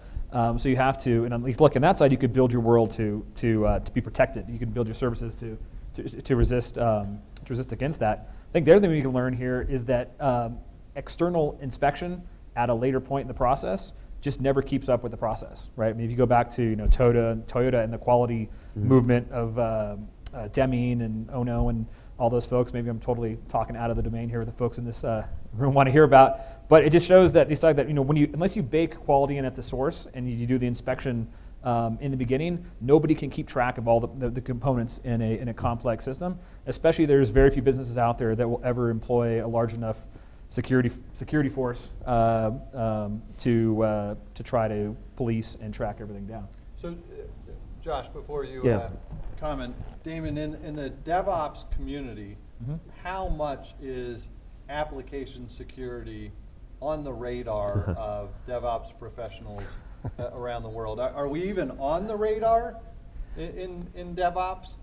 It is. Everyone here would say it's a concern. So. Yeah, and I think for everyone it's a concern. I think it's like saying, do you want to be more secure? Yes, right? But I think what often happens is it's like the database. Right? This is something we saw in the early DevOps movement, that people avoided dealing with the database folks. Right now it's kind of going, well, let's avoid dealing with the network folks, right? Because they've staked out this domain of their own. They have their own tools. They're hard to get a hold of. There's not enough of them. They're resource constrained. So people say, yes, I want to be, of course we want to be more secure, but it seems to be often pushed off to be another silo. It's somebody else's, it's somebody else's problem. And if you look at DevOps as being primarily concerned about time to market and quality, quality and security, most folks quality is an aspect of security. Have I gone over? Sorry. I'm just kidding. So that's going over. Quality, security is a part of quality. But time to market's the other essential part, and if we stand in the way and we block the processes and we slow people down, they'll find a way to route around it. So not shockingly, I disagree with Jeff, but one of the things I think is avoidable, if the question is the breach avoidable due to open source? No, but there are categories of avoidable, right? So if it's an unknown, undiscovered flaw, there's going to be that in every latent amount of code. If it's a known vulnerability in an open source component and you could have looked and you could have removed it and it was completely elective and avoidable risk, that's something that's easier to do. And as a perfect example, Bouncy Castle is my favorite one because it just drives a dagger through my heart. It had a CVSS level 10 flaw 7 years ago. They fixed it 7 years ago. And despite it having a perfectly fixed version for the last 7 years, our stats showed like 1,400 downloading organizations last year that made it into 20,000 applications. That's 20,000 applications using an insecure crypto library for a security app. completely avoidable, but no one's actually looking to see, is it past its expiration date? Does it have a big red alert on it for massively exploitable vulnerability? Like to me, that is avoidable risk. Yeah. So let's make a transition here in the conversation. So we know that there are bad components out there, and we understand that we shouldn't be using them. And perhaps you have a policy out there that reserves or restricts what open source components you can use within your environments. Have any of your organizations ever banned the use of an open source component, just by show of hands? There's some bad ones out there. We have a couple. Single component, a library, dependencies. Which ones? So based on license, sure. Based on license, right? So it doesn't have to be simply security risk. What is security risk? Okay. Business security? It's business security. It's Yeah. it's IT loss security. Certain licenses are anathema to lawyers because the nature of the license could lead to having to open source an entire product because of poor choice of product. Copyleft, yeah. Dependency. So about 70, I think it was 76% of the organizations in our survey had never banned an open source component within their portfolios. Although when we looked at it, we had organizations with 57% of the organizations that we surveyed had an open source policy in place. 43% of those organizations still do not have an open source policy in place. So even as we've introduced guidelines through OWASP or PCI about vulnerable components, we still don't have exactly governance practices around those. So Matt, I'll pose the question to you. Is it time for more diligence, or are we simply better off than we were before? I mean, 43% is still a pretty big number, right? And also, you know, does your organization have a policy? It's pretty broad, right? Does that policy say, go ahead and use whatever you want, wherever you want? That's a policy, right? Yeah, we didn't ask if it was written down. Is it a restrictive policy? Is it a kind of whatever, right? But yeah, barring that, I mean, time for more diligence, sure. Just time for, another part of this question would be like, okay, do you have a policy? Do you know what it is? Right? So yeah, I know we have one, but whatever, right? Is it followed up on? Is it checked? Like, is there any sort of tool that you're using that is checking new libraries that are being entered in, or did someone just install some gem at some point to make some part easier, and who knows what it was, right? Yeah, if I remember the stat, I think 68% of the people that said that they had an open source policy actually followed it. So we did ask a question, if you have a policy, do you follow it? And we only had about 68% answering that way. Jeff, what guidance would you provide someone? So you're sitting out there in the audience, based on the percentages, 40% of you out there might not have an open source policy. What guidance would you give them to, you know, is now the time to start, or where would you start? I mean, I think having a policy like OWASP A9 that says you shouldn't use components with known vulnerabilities is like the lowest bar you could put in place. And any company that's not doing that, I think, is being pretty irresponsible. That said, I'm not, you know, I don't think that this is the apocalypse. I think that there are vulnerabilities in components, but that they're one part of the application security picture, and that it's something you need to get a handle on, as well as all the other stuff in the OWASP Top 10 and ASVS and other stuff. So, you know, I think it's one part of a well-balanced breakfast. Yeah, I would agree. I mean, I think, you know, clearly if you look around the vendors on the show floor here, there are a lot of different angles and a lot of different techniques that we can use across the software development lifecycle, even for applications that are in production, where different techniques can find different vulnerabilities or identify different risks. So there's not a one-layer solution or a one-approach solution that finds all risk within. No, and this is getting way different now, especially with, you know, people pushing code multiple times a day or week. These new libraries can just pop up out of nowhere really, really easily without any sort of, you know, change control or anything like that, which I'm not saying is necessarily all a bad thing, right? Code is changing faster, which is great, which means you can fix it faster also if you find a problem. But the policy is not a one-size-fits-all, right? If this gets in, because if you're going to try to be the security guy that says, hey, we can't introduce any new library, like, ever, right? You're going to get laughed out of the room, right? Yeah. If someone's pushing 30 times a day, like, it's going to be really hard to restrict that. So I think just monitoring what you have and just knowing what your attack surface is just going to be 80% of it, right? It's going to be a lot of the fight. The really good thing about this problem is that it is something you can monitor 30 times a day pushes. I mean, It's really not tremendously expensive to say, hey, which of these libraries have known vulnerabilities, and get real-time alerts. You can break builds.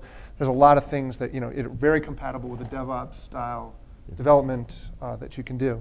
So Josh, we're 1 year into A9. Where do you think this, we improved over last year, right? From 57% didn't have a policy to 43%. In 3 years from now, are we a lot better, or do you see a slow curve on this? I think it's a slow curve. It's really positive that A9's on the list. It's catalyzed a lot of conversation. I think the recognition and adjustments are not evenly distributed.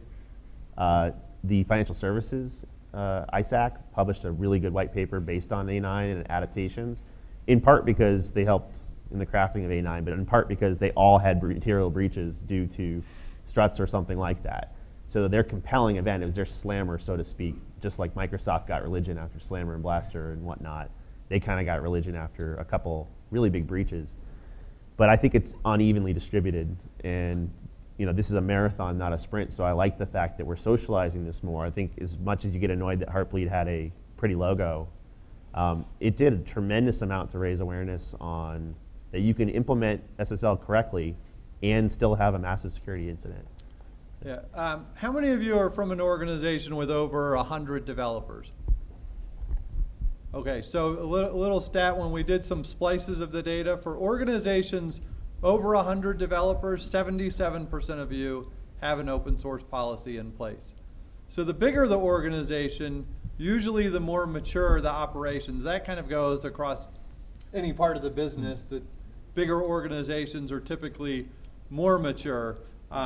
But still, 77%, that's good. It's better than it was, but. Yeah, just based on, that sounds like theory great, but I think based on experience for folks working in large organizations, will find that the bigger the organization, yes, the better policies are there. There's probably a manual and a book on, and a policy on everything, but that's so far disconnected and removed from the people actually doing the work that it's either rarely relevant or they're unaware of it, or it just doesn't match up with how they work. So in my experience, I see that smaller organizations are much better about this because they're able to they're often working in a more kind of holistic.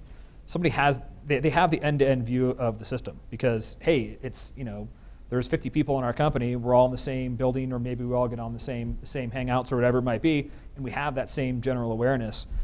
Big organizations, you just get the worsening of those silo effects, which anytime you take the decision making and the policing away from the people who have all the context and all of the actual hands on the keyboard control, things break down. That's just how it goes. Yeah. So I want to shift gears a little just on participants. So you bring up, who do we actually know in the organization that's following the policy? When we ask who in your organization has the primary responsibility for open source policy or governance, the answers were kind of all over the place. I know it's a little more difficult for you guys to see, but 34% application development, management, 24% IT architecture, 5% security, 3% risk and compliance. So answers were all over the place. Some part of our initial reaction seeing this information said, if everyone's in charge, then maybe no one's in charge. So Damon, if you look from a DevOps perspective, who's ultimately in charge of, or who ultimately needs to be in charge of the policies or the governance? Well, I think there's this notion of shift left, right? If you look at the end, if you look at the sort of shift left, if you look at the life cycle, everything has a development and a publishing or deployment phase, right? So kind of left to right life cycle, and the people on the left, the people that create the thing, have to be the ones in charge of that thing. There's just no other way to separate ownership away from. You can't say you have ownership over this thing, but somebody else is going to own the security of it. Someone else is going to own the quality. Someone's going to own the operations. It just things break apart, and you get those bad silo effects. So if anybody has to own it, it has to be, I believe, the developer. The development teams, the people who own the application. But I think the problem with most organizations is nobody actually owns the application, right? So you got a dev team, they're on something, they did something, great, we're done. Now it's SRE's job or Ops' job to take care of it. I'm on to the next business priority. And you see that the same issue. So I think there's a larger ownership issue than just security in an organization. But I think if security professionals want to make themselves more relevant to the broader organization, help jump into the middle of that conversation, because it's going on, you know, all over the place, because as people move faster, it's that thing that's tripping them up and causing them to fall. Jeff. So I think putting primary responsibility on the software developers is absolutely the right thing to do. But you got to arm them with the right tools so that they can actually do it. If you try to do this problem by hand, it's horrific. It means that you have to go search SACUNIA and OSVDB and CVE and all mailing lists and try to figure out which libraries you're actually using and which matches up to what SHA-1 hash in the thing. And it's terrible. I know organizations that have teams of people that are going around to software project, trying to figure this out by hand, figure out which ones have known vulnerabilities, and it's terrible. So they need automation right on the ground while they're developing, so they can get instant feedback on the libraries that they choose and the versions of the libraries that they choose. Yeah, I think the role of the security professional has to shift to being toolsmiths and coaches, right? They have to get out of the day-to-day trenches of doing the work and say, our job is we build a service, not just pick our tools, but we build a holistic service that others in our organization can use to do the security work, and we're going to coach you on how to use it, but we're not going to do it for you because we just can't keep up, and we're never going to have enough context to do it right.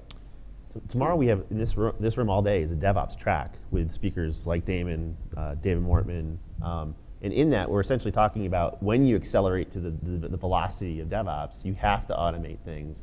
And we list about a bunch of different innovative tools that have come out of these shops, like Brakeman at Twitter does an instantaneous tight feedback loop of a bunch of sanity checks. James Wickett from the OWASP community has written Gauntlet with some other folks. These are things like Chaos Monkey and the like. So these are opportunities where a security person actually made it very DevOps friendly, and these were injection points into the normal workflow. And we're spending all day tomorrow kind of guiding people through how that's working. Did you have a question or comment? I did. It sounds like we're dancing around the fact that when dealing with libraries and general open source, this is an asset management problem. Asset management? Asset management. I mean, this isn't fundamentally, it sounds fundamentally not all that different than the problem, the infrastructure people have knowing how many servers do I have? Oh, you mean like a change management database type?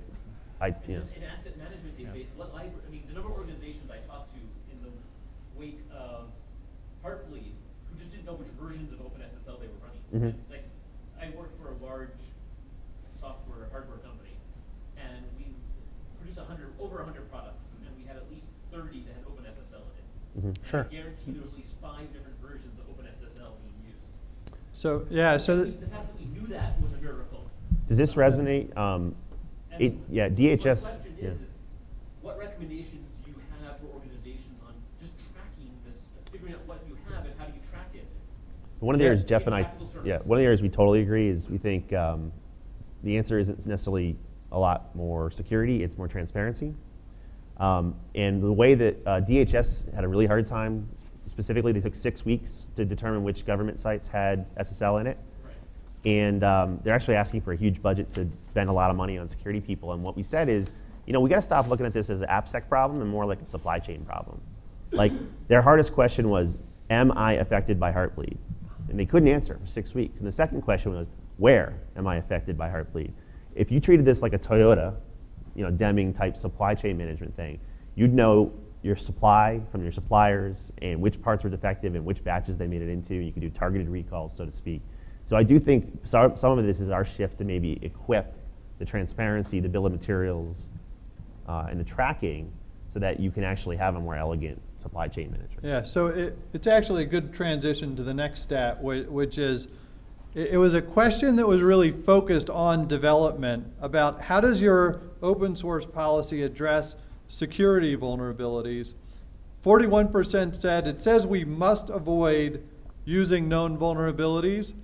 21% said we must prove that we're not using known vulnerabilities, right? So there's the kind of A9 approach, if you will. You shouldn't use these known open source components with known vulnerabilities, or is it you must prove that you're actually using these assets, if you will, and the commentary up front was about, is this an asset management problem? So, Jeff, if we look at the clients that you're working with and some of the kind of practical challenges that they're facing with insecure components, what could you share? Well, what I'd say about this question is I'm a huge advocate of proof. I come from a older generation of application security, Orange Book level kind of security where you did have to prove things. And I don't really believe security if there's no evidence of it, right? And so to say something's secure and not have evidence supporting your assertion is, I don't know, I don't believe it. It's like I wouldn't believe you if you told me a car is safe. I want to see the test results, right? I mean, I don't really think security exists in any other form than the proof. So to me, if you don't have the proof, you don't have security. But I've had arguments with Josh about this. I think he's on the other side of the question, and would say that you get security by being in a lot of street fights and beating stuff up.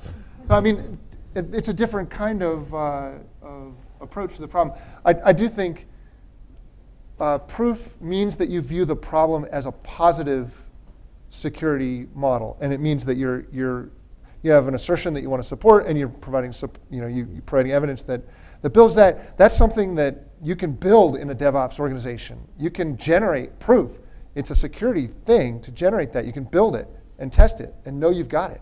And the negative approach to security, which basically everybody follows, doesn't give you that assurance. All you end up with is a big pile of vulnerabilities and no confidence that the thing is secure. So, and I'd like to flip the switch on that. Like it's time to go positive. And I don't think you're going to ever have one or the other, and I don't think it's a disagreement. I think it's a compliment. I think you should have a thesis that you can articulate as to why you believe this thing is defensible, and you should be able to stand up in a fight, which is one of the reasons why you see a bunch of PCI compliant organizations, and then they run Metasploit against it after they pass, and they can't stop a single thing. So you can have the thesis that we're compliant, and we can demonstrate proof of compliance. We have a report on compliance, and then today's Metasploit knocks it down. So I think it's an and, but I also know that the DevOps velocity, or these startups, these Indiegogo Kickstarters, they're not going to provide proof. So I both want what you're suggesting for the higher rigor organizations, or cars, or medical devices and industrial controls, and I know that in some cases it's going to be more like the chaos monkey model, where if you just bombard these things with failures, you'll get stronger over time. We had a question down here from the audience. That's what I was just about to say. I was going to say the same thing. It's like, okay, you so what kind of proof is the question? Do we run a scan? What scanned? Is this proof? Here's this report is clear. Formal methods. Right? I wouldn't go that far, but I think it's reasonable to say, show me some evidence that you have the right defenses in place that defend against the attacks that you expect on the system, that those defenses actually work, and that they're present in all the places where they need to be in the application to actually do the job. Mm-hmm. And those things are simple. I mean, it's not hard to generate that proof, really. It's, in a lot of ways, it's much simpler than doing I like the intent of his. Yeah, it's just whether or not that proof is good enough. Yeah, it's very simple to prove that, hey, we just introduced this open source library and it passed all of our tests, and here's our proof, right? I mean, it's a great idea, right? But it just has to be good enough proof. Yeah. Is a hacker-safe meatball? Is scanless PCI on a site sufficient? Is PCI assertion enough? HIPAA? What is proof for you? It wouldn't be those things. I'd like to see an assurance argument that says, hey, this application has the right defenses in place, that they work, and that they're properly configured, and so on. An attestation model. And I can hint you 1,000 organizations will say that PCI is sufficient. So I want to know what is sufficient for what is the standard that is sufficient for you that will make you feel happy to know. But to say certain proof is crap. That's all proof. Yeah. That's kind of where you're leading. It's going to be a risk-based discussion, right? You're going to say, based on this, back to what Josh was saying about, if it's healthcare, I care a lot. Like, you're going to do a risk-based discussion. You're going to figure it out. You're going to make sure you're tracking all those things that configuration management database. Right. So you're tracking. I think one of the biggest problems, and I've been trying to be security is that we're always feeling like we're a special snowflake. And it's funny because you guys were using manufacturing, which I love the comparison, but here's what's funny. You have 20 years of development models and IT service management models that are based on manufacturing that we can use instead of trying to say, compare it to the manufacturing model. I like the visualization, but there's all of this stuff already built. But we're always trying to do our new thing. But I mean, the reason the car one works well, the Toyota one, is you know the recent airbag defective airbags? It would be criminal negligence to continue using that right now. Whereas it's not criminal negligence to keep using the 1-year-old vulnerable version of struts from last July. Well, it's like the whole purpose of Kaizen, right? What? Kaizen. Okay. So the ability for anybody to be able to stop the line. Yeah, the end on cord, right? Yep. Yeah. Yeah, it's not negligent to continue to use OpenSSL today. I mean, in a policy sense or in a and I'm not necessarily arguing for that. I'm saying, but here's the thing: it was a metaphor, but now that there's open source software in cars, it's no longer a metaphor. It's literal. Like, so. Right. Yeah. Okay, so let's switch over to a production view, and so this is open source component risk and actively monitoring components for changes in vulnerability, right?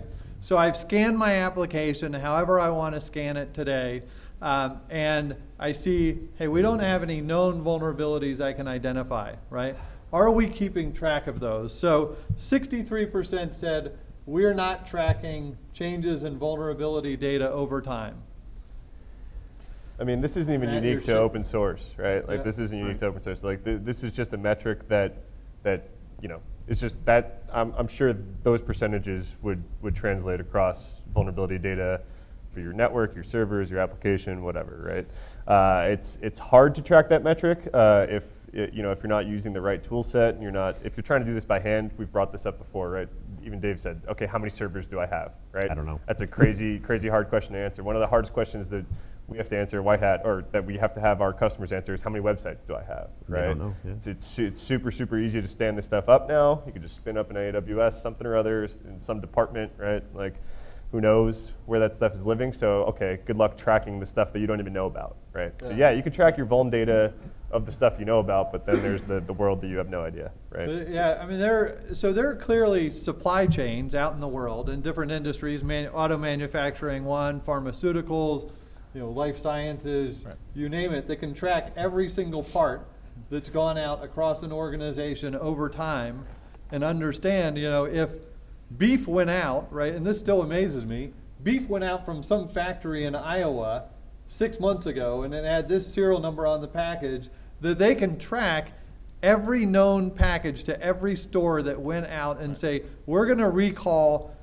this beef in this store with this serial number, that tracking's taking place. And there's a reason for that. And I think this is something that you see a shift in the IT industry that we do it wrong, right? Where asset management, like security, like quality, something that happens after the fact, documentation, right? It's a thing we're always trying to catch later, like, oh, let me do my cleanup and catch up, and let me have some special tool that's going to go on and inspect my environments and try to figure out what's out there. Then I can compile this big database of what's actually out there. And we're always chasing our tail and we never get anywhere, right? It's been, everywhere we go, a CMDB is right around the corner, right? It's going to be in 6 months. Come back 6 months, it's going to be 6 more months. It's never quite working. It's a standalone project. Smartest minds are on it. Nobody's actually getting there. And I think you need to rethink it in how they do it in the car industry, the beef industry. They're tracking it at the source. They have the records at the source. So if you look at kind of what sort of these newer, I hate to overuse the word DevOps here, but kind of very continuous delivery, friendly, DevOpsy, call it the Indiegogo Kickstarter crowd. The way they see their world is you have a source specification and you have a build process. That's it, right? And that's for application changes, for infrastructure changes. They're trying to drive everything to where we're arguing over a specification and source somewhere at the source. And then we have a build process that push button. That when I say build, I mean actually building and deploying. Think of your entire environment, software environment, as a software stack. Like you're building a piece of software, but I'm building a data center, and it all comes from one source. So unless you solve the problem at the source, you're always going to be chasing your tail, trying to figure out what the hell happened after the fact. And now things are exploding. You'll never do it. Just, building on the operational use of a bill of materials. helps here as well, right? So if you know what you built it from, then you can operationally notice that new vulnerabilities introduced against that list are now a continuous governance process. And your point about the DevOps pushing the buttons and whatnot, oh, darn it, I lost my thought. You had I was just going to say, not every project is DevOps yet. No. I mean, I think there's some nice opportunities in DevOps processes to instrument the build and that process to build your asset database and so on. But not every application is built that way, and we need to support the 90% of legacy apps that are out there that have this code in it, and they're not monitoring those apps for new vulnerabilities. Even if they did scan it when it went live, that scan is out of date within a week. Yeah, but that's right? what I'm saying. So, it's you're not only scanning code, you're actually just I know what it was going to be. When he said not how many people are like almost to a CMDB, there's one answer to it. It's all the high-performing IT shops, right? Like when Gene Kim did the Visible Apps book, of the 115 different things they tracked, the 3 most common things were: do you know what you have, do you know when it changes, and you have 0 unplanned changes. And that same rigor applied to our software supply chain assembly line, our factory line. So what's interesting to me about this problem is it's actually really easy to gather data about what libraries you're using. Yep.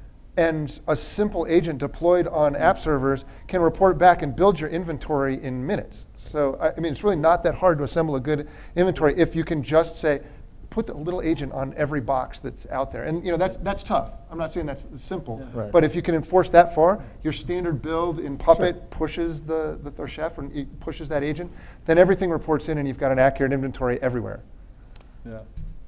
So I know we're running closer to being short on time or getting toward the end of the session, but I know there was a question in the survey that a lot of you wanted time to comment on, and that was, where do you see in the development process in your organization, where is application security performed, and is it none at all, a manual process, or automated? And the blue bar, for those of you back in the back of the room, that's where the manual processes are, and from left to right of the software development lifecycle. So there's a lot of manual answers in here. That's scary.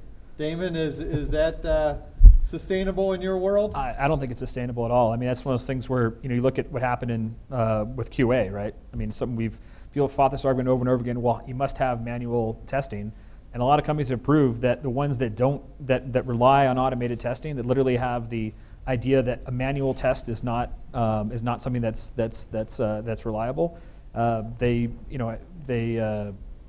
achieve far greater quality through reliance, mandating everything must be driven through automated testing. And your manual testing is things you do around the edges. Yeah. So Matt, I mean, you need to do both, right? You can't rely on one or the other, right? And then very obviously, I mean, it's been said a few times up here already. You got to move left. This is what he was talking about by moving left, right? Yeah. Right cool now, automated is more right than it's almost not even existent. On and the that makes left. sense. That makes sense. There's the tool landscape hasn't caught up to moving left yet. Things like Gauntlet are coming out. Things like Chaos Monkey are coming out. So that automation is seeping its way into QA and prior.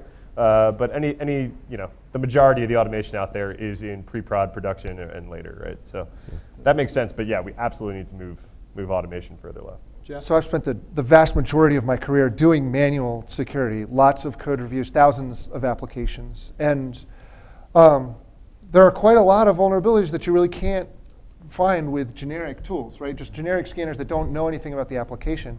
I liked what you said earlier about application guys changing from doing the work to becoming, coaches and what was the other? Toolsmiths. Toolsmiths. Toolsmiths.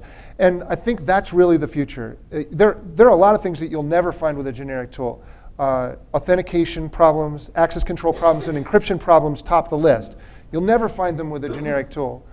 But you can change the way you do pen tests from the way you do it now, where you do a pen test and you report a vulnerability, to doing a pen test or a code review, and instead of producing a dumb PDF report that nobody wants, produce a little piece of automation. Produce a signature for your tool or a small tool to verify it. And it comes back to that positive thing. You can write a positive tool to verify how that application is really supposed to work.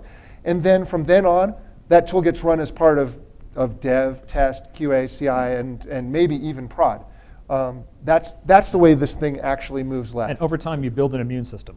Yeah. Correct. I mean, Yeah, ultimately the approach is the fingers on keyboards, right? Yeah. So to me, every time I'm trying to drive something into this problem, it's like when you're choosing the component to build your stuff, I want actionable intelligence that this thing has known vulnerabilities or known GPL risk so that you can completely avoid potential rework or risk later. Yeah. Mozilla's doing a really cool thing, by the way. If you deliver a vulnerability to Mozilla, they want it in Zest, which is a scripting language that runs in Zap so that they can instantly reproduce it.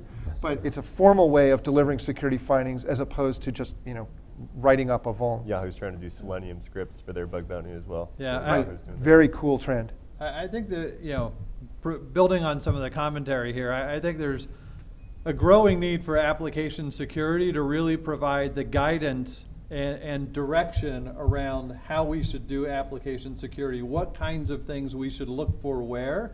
But if we're going to shift left within the organizations, we have to do that in the developer's role.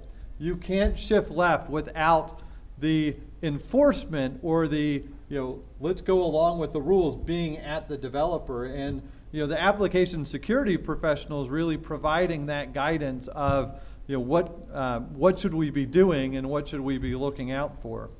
So just with a minute left, if you want all of the survey results, they are available online right now, sonatype.com/2014 survey. So it's very easy to find. You'll find all 28 questions. We've only covered about 6 of them here.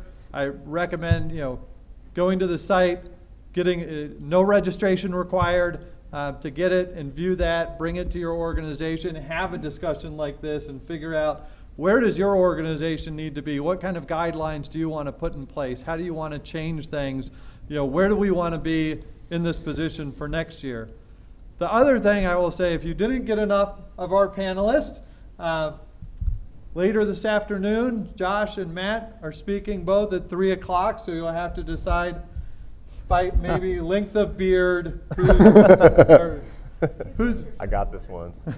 Yeah, that's an older picture of Matt where we Quite didn't older. have the colored in version. You of looked the, happy back then. The longer version. And then Jeff and Damon are also talking tomorrow afternoon. So thank you again for our panelists. I really appreciate your perspective. Thank you. And thank you to all of you, especially those of you with questions.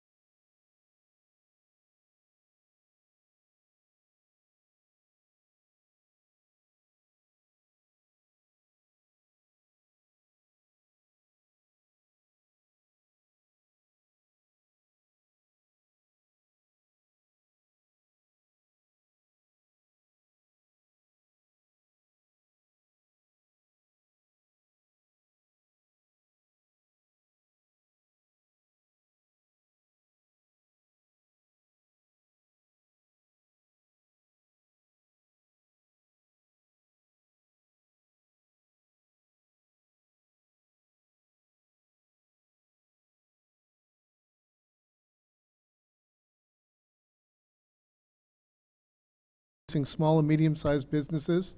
We have John Chittenden and Anson Gomes from AppSec. John and Anson. All right, hello. Let me try to position this. Cool. Hopefully you guys can hear me okay. So yeah, this is Lean Security for small and medium-sized businesses. So good afternoon. Thank you for joining us. So my name is John Chittenden. This is Anson Gomez. We're both security consultants for AppSec Partners. We're based out of New York City. And you know, as consultants at AppSec, we see a lot of different variety in both projects and clients. We see clients approach security in very different ways. Very often, you know, you have the clients that try to bake security in right off the bat into their product. And then oftentimes you also see them retroactively sort of try to integrate security in. So from this, you know, we get a diverse range of experiences and working with our clients on some of these challenges.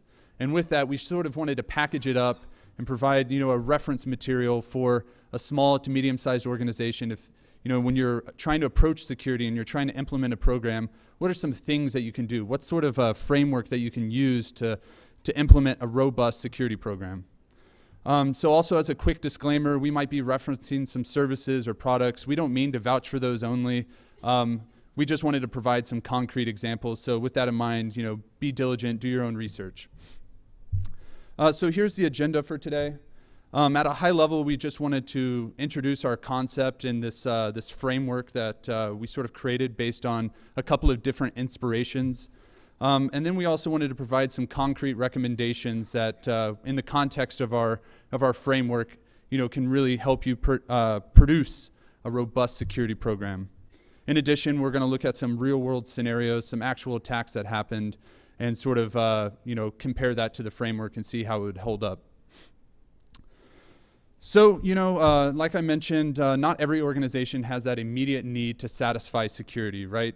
If you think about a Maslow's hierarchy of needs for a startup, they identify a problem, right? They create a product that solves that problem, and then at some point they start to become profitable. And it's usually at that point that they decide, okay, we need to take security seriously. What do we actually do? And it's very often that, you know, a startup or a small company, they're very much focused on developing their product, making it bigger, better, faster, more features. And security is sort of the opposite of that sometimes, right? It can slow things down. It may not necessarily give you that sleekness that you're looking for in your app. So with that in mind, we really wanted to find some things that can enable your business to actually make a better product and a more secure product. And that's really what this graph depicts here. We wanted to find that sweet spot where we can really drive down the cost of security controls through lightweight, effective recommendations, but still drive down the cost of security breaches as well. The other thing that we wanted to accomplish, and I don't think it's very accurately captured in this graph, is that at the same time, you want to drive up the cost for an attacker. You want to be, you know, not the lowest hanging fruit, if you will. So an attacker, they're very opportunistic, right? Generally, they want to just pwn as many apps as they can. And if you make your application a little more hardened, maybe they'll pass you up and find another victim. So here are some of the inspirations that we had. The technical details that we'll be discussing today aren't necessarily groundbreaking, but we wanted to package them up again and provide reference material for an organization that was, again, trying to implement their own security program. So with that in mind, you know, it's a question that we're often asked is, how do we do security? How do we implement a security program? And I think you really just need to simplify the problem and break it up into chunks that you can actually manage. So infrastructure, application, and organizational. Today we're really going to be focusing on infrastructure security and application security. The reason being, right, is organizational processes are necessary and good, but if your company is only 50 people, it really doesn't make sense to have a bunch of business processes. So now I'm going to share a little war story, and I think this will help set the stage for our framework. So Anson and I recently were on an engagement where we found a relatively benign infrastructure vulnerability. And then from that, that was our initial link in our exploit chain. From that, we were able to get domain administrator, and we were literally a couple of clicks away from getting production client data. At this point, you know, the client sort of tapped out and they said, okay, enough's enough. What do we need to do here? And they kept focusing on the initial link, right, the prevention. And I think they were missing something really key, because you can prevent a lot of attacks, you can limit a lot of attacks, but detection and response is equally key, right? You need to be able to perform triage for the instances that you're not able to capture, right? You can have a lot of different security controls that land in these different sort of buckets, but at the end of the day, you're not going to be able to account for everything, right? Security is not a binary event. Security isn't the output of some report that says that you're secure. The security controls that you have today can be ineffective tomorrow, right? Look at Heartbleed as an example of that. So you need to be able to detect and respond to events as well. And that's more or less what we want to talk about today. So with that, I'm going to hand it over to Anson. He's going to talk about infrastructure security. All right. So let's look at infrastructure security with regards to our framework. I mean, we spoke about prevention, which is the first thing. So what can you do to prevent an attack? I mean, the first thing is you need to know and understand your network. I mean, at the end of, it's common knowledge that at the end of an assessment, a pen tester or even an attacker has enough knowledge or even more knowledge than the sysadmins themselves. So, I mean, being a sysadmin or you know, an invested party in the network, you need to know if a dev on the network is basically hosting a vulnerable service, or you know, I just set up a new VM or a new Tomcat instance running default credentials, and you need to be aware of this. You need to stay on top of things. And I think that Nmap and Ndiff, you know, with the baseline known good config, you can use these two tools, that you can scan the network, periodically scan the network, and identify that, okay, there's this little system that's running, no one knows what it is, it strays away from the basic norm, you know, I need to investigate this. That can help you stay on top of things. Network architecture is the next big thing. I mean, you know, when you're a small organization, the temptation exists. You know, you just want to plug in every device, everything's connected to each other. You have a flat network. But that's not the way to do things. I mean, a flat network initially, you know, when every device is connected to every other device, it makes it very easy to compromise the network in general. So try to avoid a flat network. And you know, network architecture, if taken right, you know, if followed right at the very beginning, if you got this design in place, you can, you know, it's easy to set up, and in the long run, as the organization grows, it's easier to manage and maintain as well. So you've got your network set up. Now you've got systems on this network. You want to harden these systems as best as possible.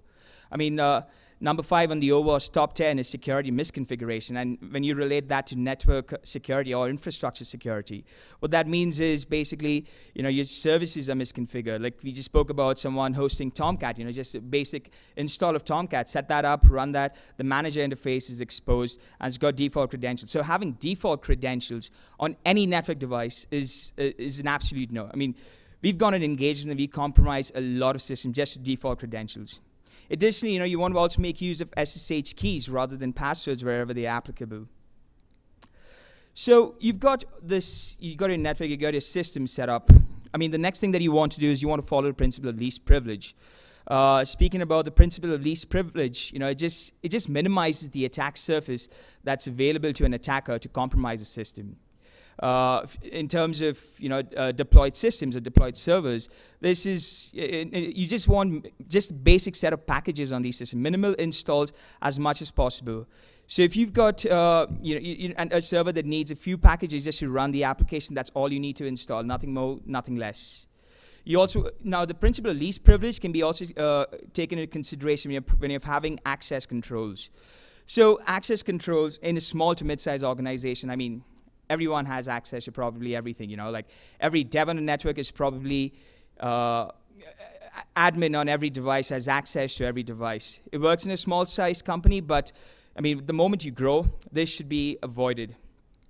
So you want to minimize the amount of access that is available to every other system. Production systems, firewall rules. I mean, we usually allow just, you know, we don't want anyone on the internet being able to SSH into a production system. So SSH, remote desktop, any management services that you use on these servers should be firewalled off, and only appropriate systems should be able to access it. If you make use of a cloud service provider, something like Amazon AWS, then you can use security groups to do exactly the same thing. Additionally, AWS also has IAM rules and policies which can be used to restrict access to these systems. So the next thing here in this whole cycle is you've got all your systems, you've got a network set up, you've got your systems appropriately hardened and all that. But you want to maintain that very same security posture. So patching and management is an important thing. Why do you want patching and management? Well, basically you want to prevent someone like Bad Luck Brian here, a script kiddie, from just running Metasploit's autopwn on your network, on your servers, and basically compromising its security. So now with patching and management, I mean, this is it's a little tricky. You need to come up with a proper policy and procedure. You need to understand what sort of a patch management process is good for you. I mean, critical vulnerabilities, yeah, they need to be patched as soon as possible. But like some patches may affect the systems or the applications that that need those patches. So what do you do in this case? I mean, you weigh the business risk associated with that patch, with implementing that patch, and okay, maybe if you've got a 30-day life cycle, a 30-day patch management cycle, maybe you need to tone that down to 7 days to address certain patches. Additionally, with patching and management, what you want to do is you want to automate it as much as possible. The moment you automate this, I mean, there are different tools out there to automate this. You've got Microsoft's SCM, you've got Puppet. I really like Puppet. It's a really good tool. Helps you in not just automating your patch management process, but also helps in a config management process. Additionally, it's got alerting in the sense that, okay, so it's monitoring sensitive files in your system. Like let's say it's monitoring your etc shadow or etc password or etc sudo as file. And an attacker has compromised one of these, compromised the system and is trying to make a change, trying to gain persistence, and makes a change to the etc sudo file. The moment it changes, it deviates from the norm, it can trigger an alert, and if someone's actually monitoring this alert, you can stay on top of things and okay, there's something going on with this system, I need to investigate this. So patching, the moment you automate it, it saves time, and you can use that time to do a lot of additional tasks. That brings us to the second stage of a framework, which is basically limitations. So what can you do to limit the amount of, the extent of a compromise? So one thing that I would really, like to enforce here is enable two-factor authentication for any sensitive resource.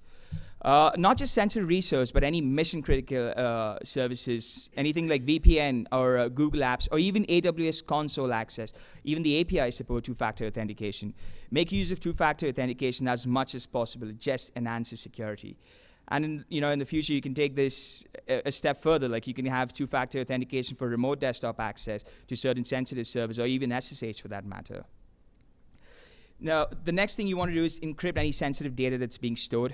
Let's say you make use of Amazon S3 for storing your log data, access logs, error logs. Sometimes this can contain some critical information if it's not sanitized. So you want this information encrypted as much as possible. Now, if you're making use of Amazon S3, you've got server-side encryption, but you also got client-side encryption, where you can manage the encryption process, use the algorithms that you want to use, as well as manage the keys for the encryption and decryption process. On your internal networks, let's say you're deploying switches, routers, all these. Nowadays, all these network appliances come with inbuilt security features. Features like dynamic ARP inspection, DHCP snooping, or even port security. However, they are all turned off by default. You need to enable this. As part of your deployment process, you need to enable these features. They just offer security out of the box, and they prevent a lot of layer 2 network attacks. The next thing you want to do is also implement, we spoke about network architecture. What you want to do is implement proper VLAN segmentation and ACLs. Now, when you use VLANs, you want VLANs to different business units. For devs, they stay in a separate VLAN. Management stays in a separate VLAN. All your servers are in a separate VLAN. And proper access control, when used appropriately, they enhance the overall security of the network. I mean, you don't want Susie Q from HR just being able to SSH into your production web servers. You want only certain people on your network or certain systems on your network being able to gain access to your production environment. So VLANs and ACLs help out a lot here, and you can also, with VLAN, set up network choke points. So the next step in our framework is detection. What can you do to identify if you're actually being attacked? So we spoke about, cloud services. We've spoke, small to mid-sized organizations usually host, make use of Amazon AWS or any other cloud service provider. If you're on AWS, you've got a couple of services that you can actually leverage for this: CloudTrail, CloudWatch, simple notification service, which is SNS. So what CloudTrail does basically is it logs every API call, every call to S3, and you can use this information for audit purposes. CloudWatch, it keeps an eye out on all your CPU usage, your memory usage, things like that. So you can identify if someone's trying to cause a denial of service by trying to consume a lot of resources on those systems. And like I said, this information gets stored in S3. So if you are actually parsing all these logs, you can make use of the simple notification service to trigger an alert. Okay, the system's being overutilized at this point. What's going on? I need to investigate this. All this data, again, gets logged into S3, which technically becomes a centralized repository for log data. And that's what you want to implement. You want centralized logging. Why you want centralized logging? I mean, you want, this can be used to, if you consume these logs appropriately with applications, something like Splunk, or you can use Graylog, Kibana, Logstash. Some of these are free, some of these are paid. So if you use these tools and consume these logs, it will help you make better business decisions as well as security decisions. When I say business decisions, all this log data that gets in it, that's accumulated into your centralized repository, you can identify, like, okay, there's traffic coming in at night from this particular zone. I need to probably change my marketing plan to advertise to these people in a better manner so that I improve my business. And it also helps in security decisions. Okay, this is what my normal traffic looks like, but if there's a peak, there's something going on. I'm talking about peaks and outliers, basically, in log data. This means that you want to graphically represent this data. Looking at graphs and visualizing data helps out a lot. It just makes things much easier rather than reading through 10,000 lines of a log file and trying to find out one line where, okay, this was where the attack actually occurred. But then you can look at a peak and say, okay, this is what happened. Let's see what's going on here. So if you've got logging and all this set up, you've got a centralized log repository. It really doesn't help unless you've got someone monitoring all of this. Now, monitoring can be, you lose out on some sort of effort. You need some sort of effort, right? There's someone monitoring these logs. But if you set up alerting on logs, on events that have been identified, on this basic log consumption that you've done, if you can help that, it really helps out in detecting a compromise early. So it takes your incident response process and makes it a lot more proactive rather than reactive or incident driven. The next step in our framework is the response phase, and we were just talking about incident response. So let's see how you respond to an attack if an attack has happened. Let's say you're being targeted by a distributed denial of service attack. This Cloudflare, you can leverage its service. It says that it takes care of a little bit of distributed denial of service attack. So yeah, make use of it.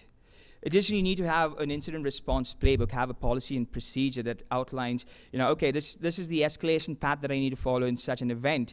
And you also need a plan for business recovery and continuity. The next thing that you need to know is, communication with the public. It's got to be effective, efficient, and honest. There's always going to be haters, right? Haters going to hate. But if you have that positive and proactive communication going on with your user base, you will definitely get a positive reaction from not just the user base, but from the general public.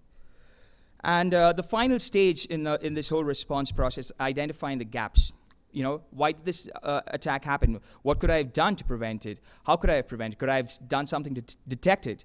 So our whole process, our framework here is a cyclic process. If you can identify, okay, I could have done this in the prevention phase to minimize an attack, or I could have detected the attack, you can seal the gaps right there. And that should probably, make things much better and help enhance the security of your organization. let's look at common attack scenario, something that we've seen you know, a lot of times. So you've got an organization that has its production environment, and you know, this is like the headquarters, so it's probably secured. It's got application servers. It's got an intranet network. You know, it shows probably the wiki, HR systems, finance, payroll, and all of that. And then you've got a remote office or a trusted third-party vendor. And what happens in this case is there's always some system out there. I mean, it doesn't have the same security level as the main head office, and you know, it's probably a vulnerable server running. And now, though it is, you know, these are separate networks, they have to be joined. So there's an untrusted system that's connected to your trusted network. So, well, what's the worst that can happen, right? You got an attacker who's probably using Google, you know, finds this vulnerable server, finds an exploit for this for the vulnerability, manages to exploit the server, gets root on the server by probably privilege escalating. So once he's compromised the server, you know, since it's connected, it's an untrusted server and it's connected to your trusted network, starts Nmap port scanning and, you know, compromises the other servers.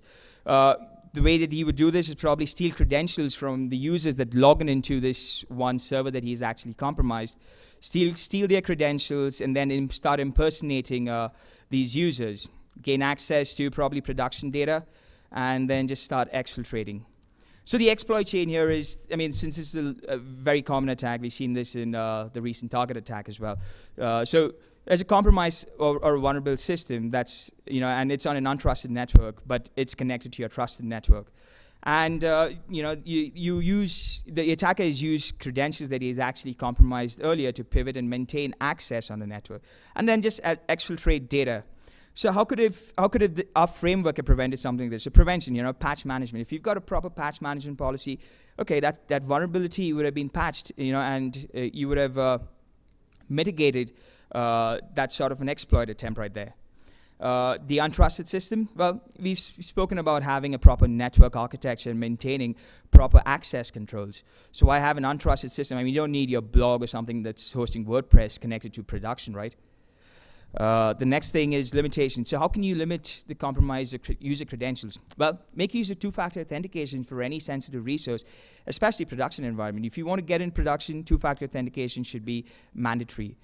And avoid the reuse of credentials, especially on sensitive resources. Exfiltration of data, this gets a little tricky. I mean, you need to be at a different level altogether. You need to identify egress filtering. You need to invoke egress filtering and on your network choke points. I mean, why is my production environment making DNS requests externally? Things like that should be monitored. So that's a common scenario. Let's talk about a real-life example. So if you're talking about code space, I'm not certain if a lot of you know about code spaces, but let me give you a little background on this. So code spaces was it's somewhat similar to GitHub, where, you know, users could upload and store code and, you know, share with different users. And you recently just went out of business because they were compromised. And what happened was the attacker initiated a distributed denial of service attack. Whilst CodeSpace was actually responding to this attack, the attacker compromised the AWS console, got access to credentials, and then created a backdoor, you know, probably a different set of credentials. But the attacker had a backdoor into CodeSpace's AWS console, and then he started extorting money from CodeSpaces. So when CodeSpaces, you know, realized that they were actually compromised, and they identified, okay, this set of credentials was compromised, they rotated the credentials, but since the attacker had a backdoor, he got in, and since, you know, CodeSpaces hadn't paid him anything, he just started deleting everything, deleting the EC2 instances, S3 backup data. Now, this, you know, if CodeSpaces, this affected CodeSpaces even more because they did not have an off-site backup, and that led, you know, to them going out of business. So again, using our framework right here, it was, you know, with the exploit chain with the distributed denial of service, compromised AWS credentials, created a backdoor, and then deleted data. So if you're talking about response, you know, Cloudflare would have helped in responding to a distributed denial of service attack. Compromised credentials, okay, you follow the principle of least privilege. Why do you need AWS credentials that can create other IAM roles or user accounts, right? Limiting, I mean, if you've got two-factor authentication enabled on your AWS console, that really helps. The attacker would have had credentials, but not the second factor, right? Created a backdoor. Well, AWS CloudTrail logging and alerting would have informed you about this. And deleted data response, having a business continuity and recovery plan. Just key takeaways to summarize the infrastructure section. I mean, you need to know and understand your networks as best as possible. You need to enable two-factor authentication on any sensitive resource, service, or mission-critical stuff.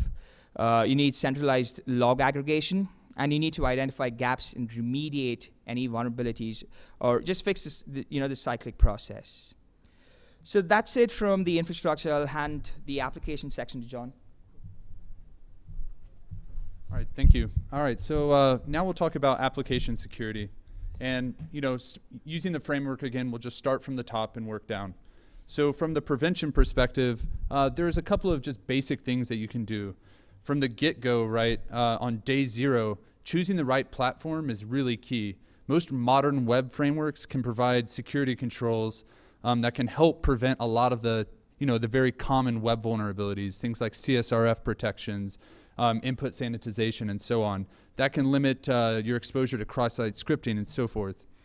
In addition, don't roll your own blank, where blank could be crypto library or authentication framework or access control framework. By using a modern framework that's open source and popular and supported by the community, you may gain exposure to libraries like Devise. So within Ruby, there's this authentication framework called Devise that will perform authentication for you, user creation, password reset, and all of that. And the beauty there is for your small to medium-sized company, you don't have to spend development time on that. It's provided for you, and now you can continue making better features and making your product ultimately better, while still having that baseline of good security. The last thing here is just being diligent with your secrets. And I can't tell you how often attackers and consultants like Anson and myself, when we gain access to a source code, the first thing we do is just start trolling it for API secrets, framework secrets. If I can get your framework secret that's used to sign tokens, now I can start forging session cookies, right? Or if I can get your AWS API secrets, I can turn around and get that and try to access client production data, which is very damaging. A little more involved, I think the key here is just making security and privacy a priority. And I think it starts on day 1. When you start hiring your first or second developer for your organization, start asking them very basic questions about the security within your framework. Ask them if they know how CSRF works in Ruby, or ask them how input sanitization would be handled within Ruby. By doing that, they may not know those answers, and that's fine. But maybe during the onboarding process, you give them a free version of Burp and show them how they can, request or capture requests and modify them on the fly.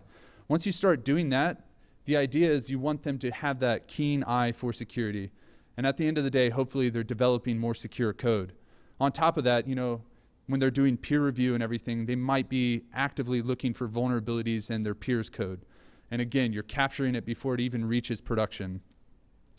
So it's very common for organizations also to have like a continuous integration environment.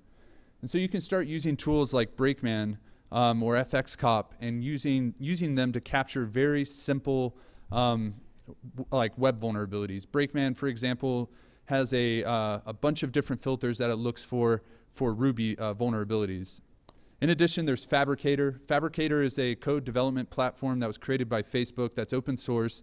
It's got a number of tools that allow you to monitor your source code, identify sensitive parts of it and changes to it, and then also facilitate code review, which again, you want to enable your developers and empower them to write secure code and identify issues.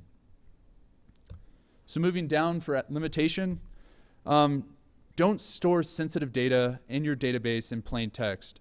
The obvious things like password and bank account and social security numbers make sense, but most apps these days also get OAuth tokens from third parties like Facebook or Twitter. And they don't encrypt these when they're storing them in their database. So when your database is eventually breached, it's in plain text and the attacker can leverage that to exploit Facebook accounts. There's also exponential delays. This is commonly used for login, for protecting login against brute force attacks. I think similarly, this sort of idea and concept should be applied to API usage. most organizations now, they're exposing public APIs. And we see that they're very commonly used by attackers to abuse them for privacy or security-related issues. So, providing some throttling, building that into your API framework is very effective. The other thing here is the concept of just transferring risk. If you're using a cloud infrastructure provider, in some respect, you are transferring some of the risk to them already. Similarly, if you use a third-party payment processor, you no longer have to store the credit card information, right? You no longer have to be, ensure that you're storing it in a secure and effective manner. You just hand it off to them, and then they store it for you, which is great. And again, two-factor authentication, we can't explain this enough. Honestly, use it everywhere. I think the other thing that you can really do here is just use it as an offering. If you're handling sensitive data, or if you're handling highly paranoid clients, if you can give them the option of using two-factor for your site, they're going to respect that, and they're going to know that you take security and privacy seriously. Now, with respect to detection within your application, there's a couple of things that you can do. Creating that just basic line of communication. Have that security tab where if a researcher clicks on that, he can contact you and say, hey, I found this vulnerability. And just by doing that, it creates that connection with the research community and the security community. In addition, we talk about crowdsourced security. And I think for a small company, this makes a lot of sense. There's a couple of different ways you can do it. Bad luck Brian here, when he finds that vulnerability in your application, give him the props, give him the shout out in your security hall of fame, or consider a bug bounty program. I know there's the budget constraints around the bug bounty program, and there's also the false positive. Those are honest critiques of it, but at the end of the day, it's free security work, really, and it's going to raise the amount of effort. It's going to find all that low-hanging fruit and raise the effort for a real attacker. Finally, part of Fabricator is a tool called Herald, and I think Herald is really useful and interesting because it allows you to create rules and alerts around sensitive portions of your code base. So let's say your senior developer wrote a crypto library and your intern decided to go and modify it. This is a library that probably should never be modified. It's written once, maybe tweaked occasionally, but when your intern starts to tweak it, you'll want to be alerted and kick off that code review process. In addition, just basic error logging. Capturing 500, 403, 404. If you're seeing a huge uptick in 403 and 404 responses from your app servers, that's probably a good indication that something fishy is going on. Maybe someone's running Dirbuster on your site. And then, similarly with 500 errors, right? Like a SQL injection attack isn't pulled off with one single request, right? An attacker's got to fine-tune his payload, and this will occur over multiple requests. So if you can capture this and alert on this, you're going to detect either incoming or inbound attacks. Then finally, Etsy has this library that's open source called StatsD. StatsD is really useful. It allows you to gather statistics on all sorts of facets of your application. It can help you make business decisions, but it can also help you capture security events. One such example would be if you see an uptick in password resets. That could be someone trying to enumerate and compromise an account. Similarly, I think it could be used around your API. Again, everyone is moving towards making public APIs, and the security of it's sort of vague. So just capturing usage of it and understanding how your APIs are used is going to help you detect potential attacks.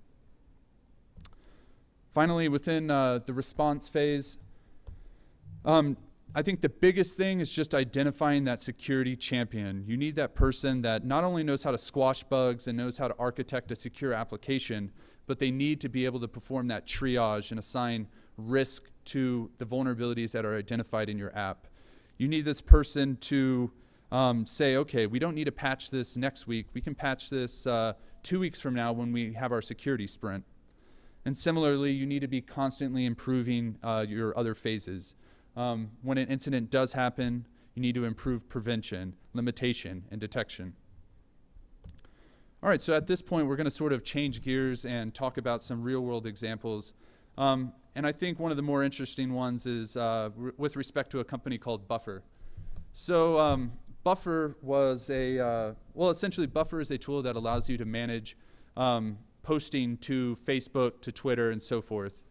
And one of the developers one morning woke up and he looked at his Facebook feed and saw, sure enough, there was all this weird spam coming from their Buffer app. And I don't know if you can tell, but it says literally so-and-so posted this via Buffer. So this was an indication that something happened. This is how they were able to detect that something happened. It would have been great, you know, had they detected it earlier, but you know, I guess this accounts for some sort of detection. But basically, an attacker compromised OAuth tokens and was posting on Facebook and Twitter saying, eat this Garcinia fruit. It's this weird mythological Amazonian fruit that helps you lose weight. And then from that, he got access to their GitHub repo. And then he started you know, scraping all their API secrets from their repository. And once he did that, you know, his objective was just sending a bunch of spam through Twitter and through Facebook.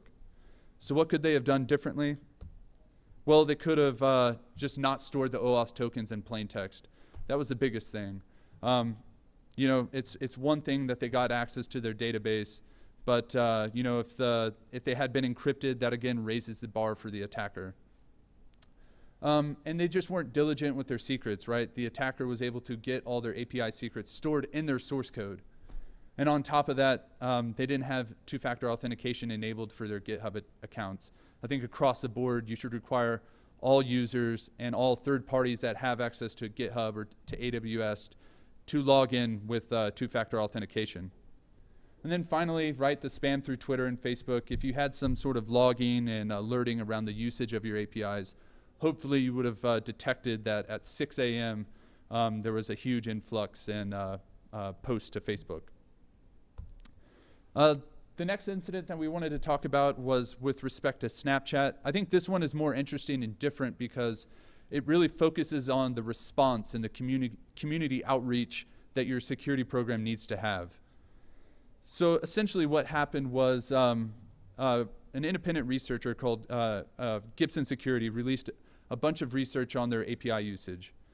And then a couple of days later, Snapchat responded saying, theoretically, the Find Friends feature in Snapchat, which allows you, basically, when you upload phone numbers, it will give you the corresponding username to that phone number. They said, theoretically, if someone uploaded all the phone numbers for all the different area codes, sure, they would get the usernames.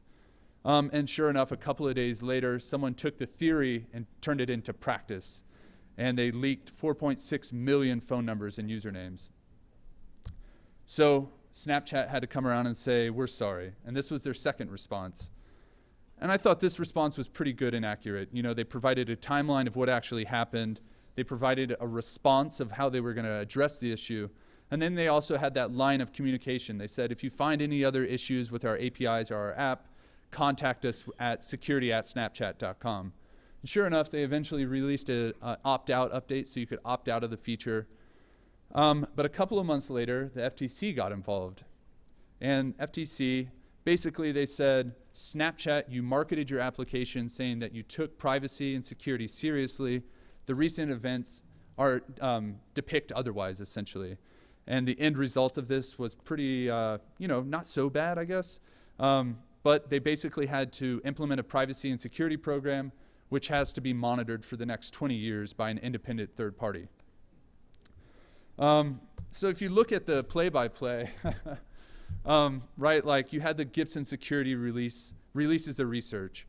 And from a cultural perspective, I would have hoped that Snapchat at least knew that this existed. But I think the response, they angered the trolls. And the trolls came out and they said, oh, you think it's just theory? Let me prove otherwise. And then when the actual dump happened, I would have hoped that they would have had some detection or in response when someone started uploading 4.6 million different phone numbers to their application. So with that said, you know, here are the 4 takeaways, I think, for your application security program. And these are pretty cost-effective and cheap, I think. Don't keep secrets in your repository. Use two-factor authentication at least for your mission-critical assets like GitHub and AWS. perform some basic error logging, and identify that security champion within your organization, someone that's going to be that voice. And with that in mind, if you have any questions now, feel free to ask them. Otherwise, you can go ahead and come up here and talk to Anson or myself. And I hope you enjoy your stay in Denver and enjoy the conference.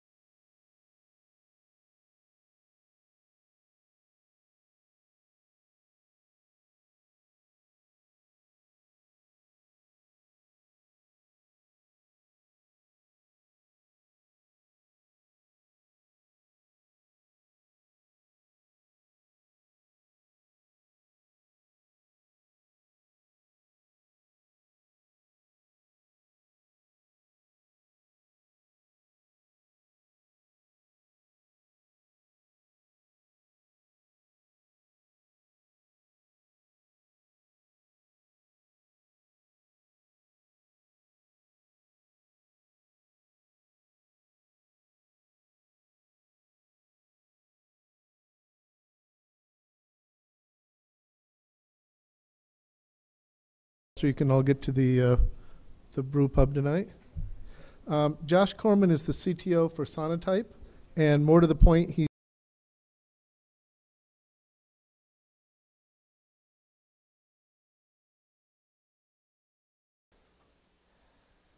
All right. Can you guys hear me? My mic doesn't seem hot. Is the mic hot? Now it's hot? No? Hot or not? All right. Thank you for coming this afternoon. I am going to give a very different talk. It is the management track, and this is going to do two things. One of them is I really want to make you more successful and more potent. We have a lot of latent talent and technical skill and supply in the OWASP community. What we don't have is a lot of executive demand, right? Everything's supply and demand.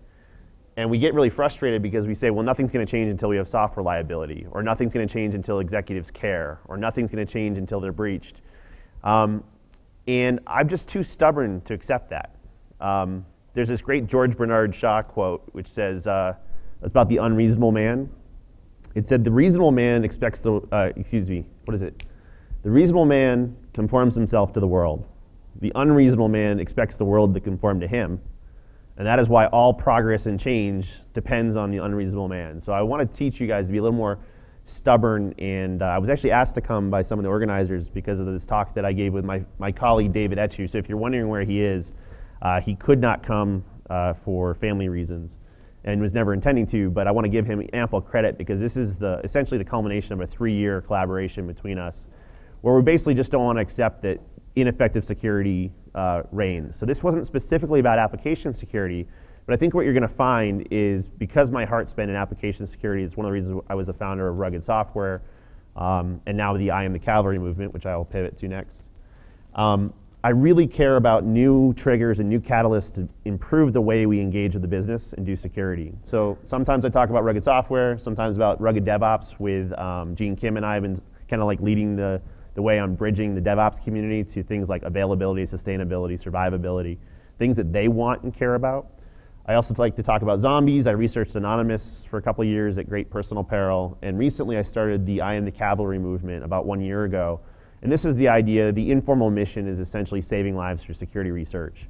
But what we did is we said the cavalry isn't coming and it falls to security professionals to be a voice of reason and technical literacy and educate industries and government policymakers on issues that affect public safety and human life. And as such, we've been driving security concepts into automotive security, medical device security, critical infrastructure, public infrastructure, and home IoT, or the Internet of Things.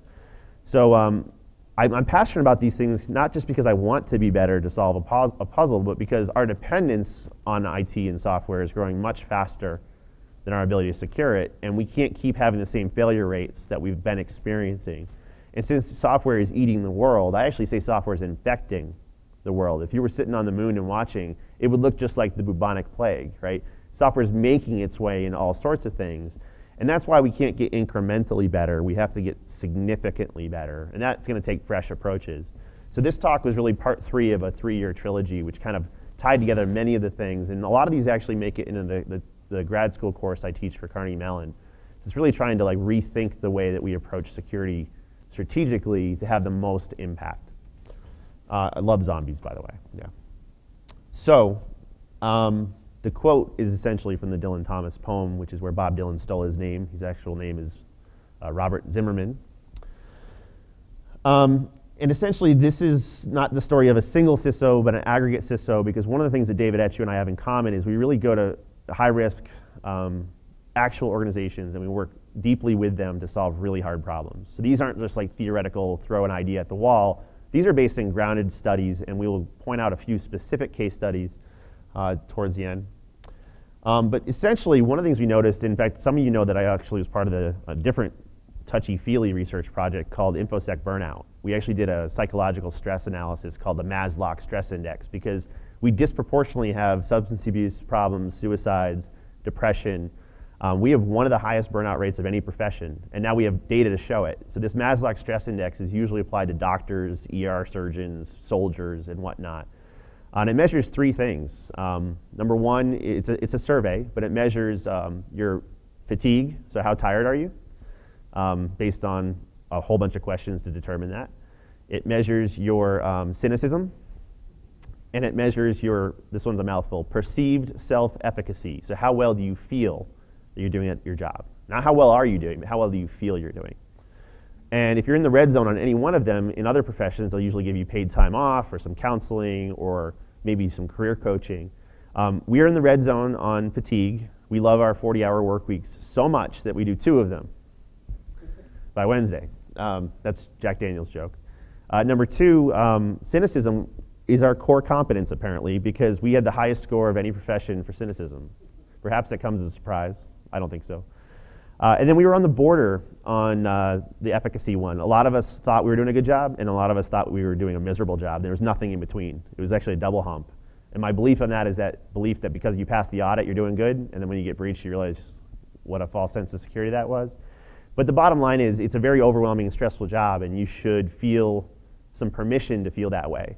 It's not that we have it worse than others. These are still, first world. These other professions have it clearly diagnosed it, and they take steps to manage it, and we don't. So we manage it other ways, like with bourbon, as may have been discussed earlier.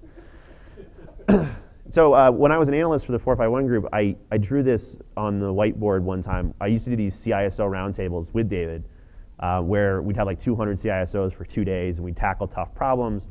And basically I said, where's this stress coming from? And it's that the cost and complexity of doing security was ballooning. And it's because we were beset on all sides by constant and turbulent change. And these were the real 5 triggers. Essentially, there's evolving threats. That's why I got into security. I wanted to fight bad guys. So when there's new threats like anonymous or nation states or whatever, that impacts your ability to do your job. And they're constantly changing. There's also evolving compliance. And around 2003, compliance eclipsed threat management as the #1 driver of security spend, to the point where it was 50-50 spend, and it was 100% spend. If it wasn't on the PCI Digital Dozen, you couldn't get a penny for it.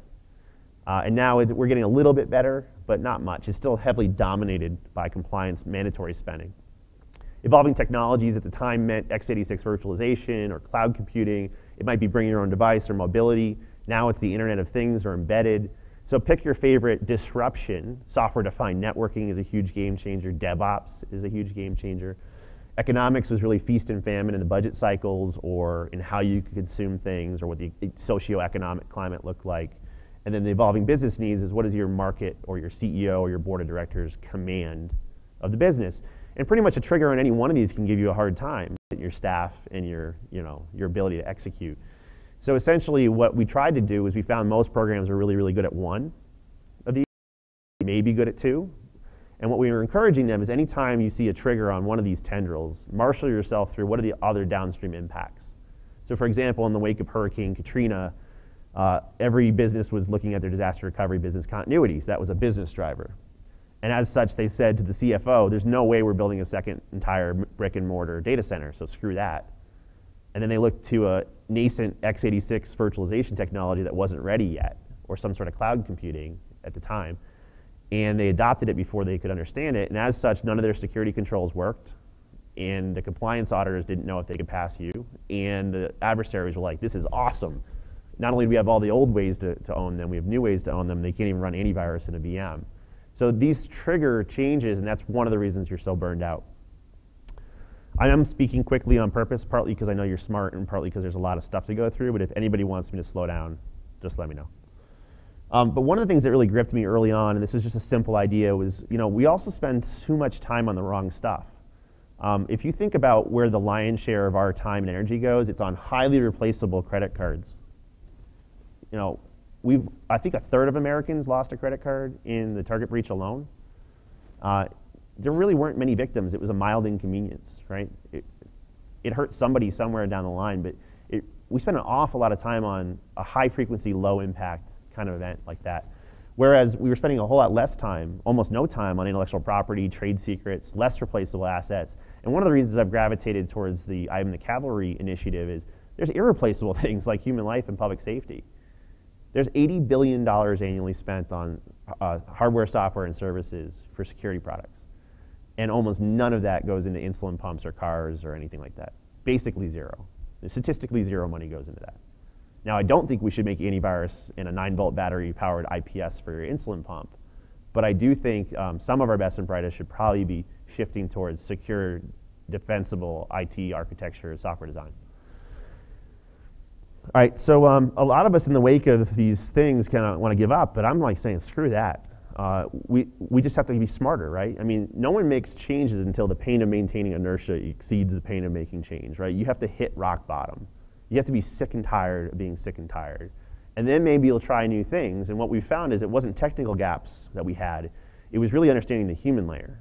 What motivates people? So we're not going to surrender. This is what we're going to do instead. Now, this is hopefully legible. The contrast isn't so good. But let me orient you to this, because this is one of the money shots. This is a centerpiece in the Carnegie Mellon course. And it's actually kind of controversial in risk management circles. A lot of risk management circles say it doesn't matter who's attacking you. If you simply harden every device, you'll stop Anonymous or the Russians or the Chinese. I think that's kind of cute. I don't know anybody who has infinite budget to protect every asset from every adversary. And we talk about risk-based and aligning the business, but I argue to you, and I'll say this twice if I have to, the key determining factor in most of those breaches was nothing you did. None of your defensive choices, none of your security investments. It was who was after you. It was the presence of a predator.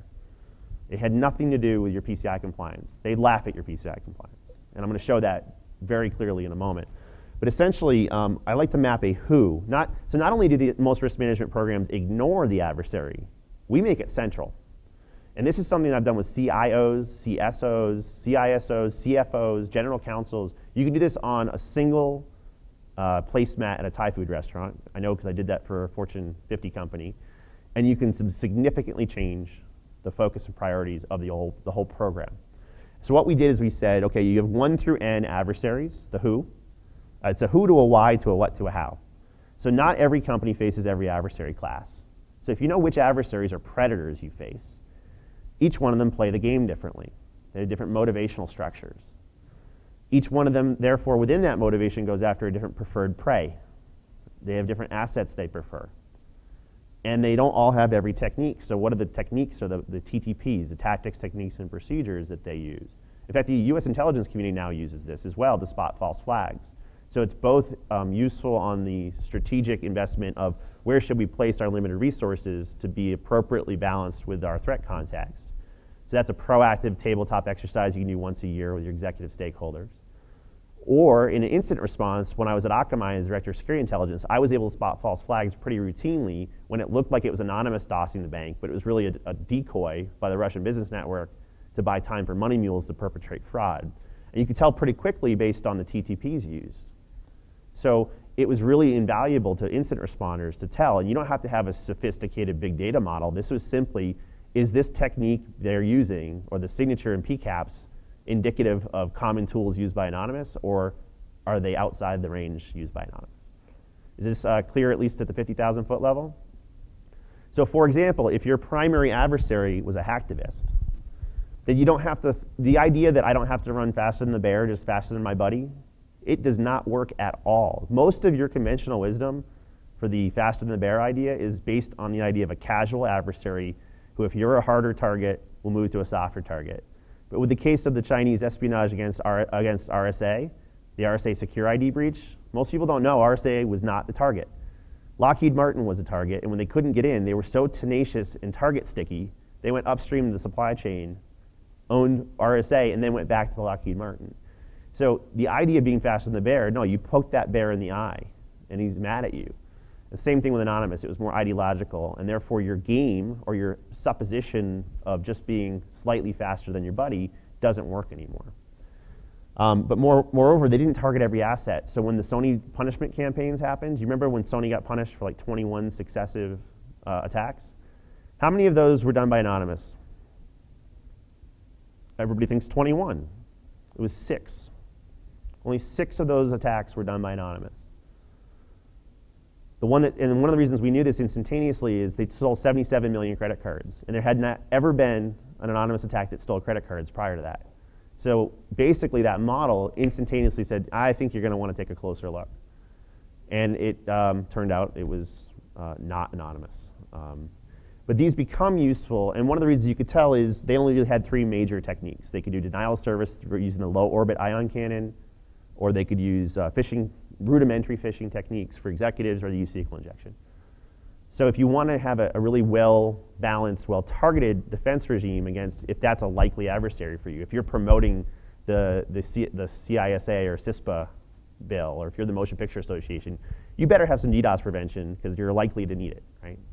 Whereas if you're never going to provoke them, maybe you don't need it at all.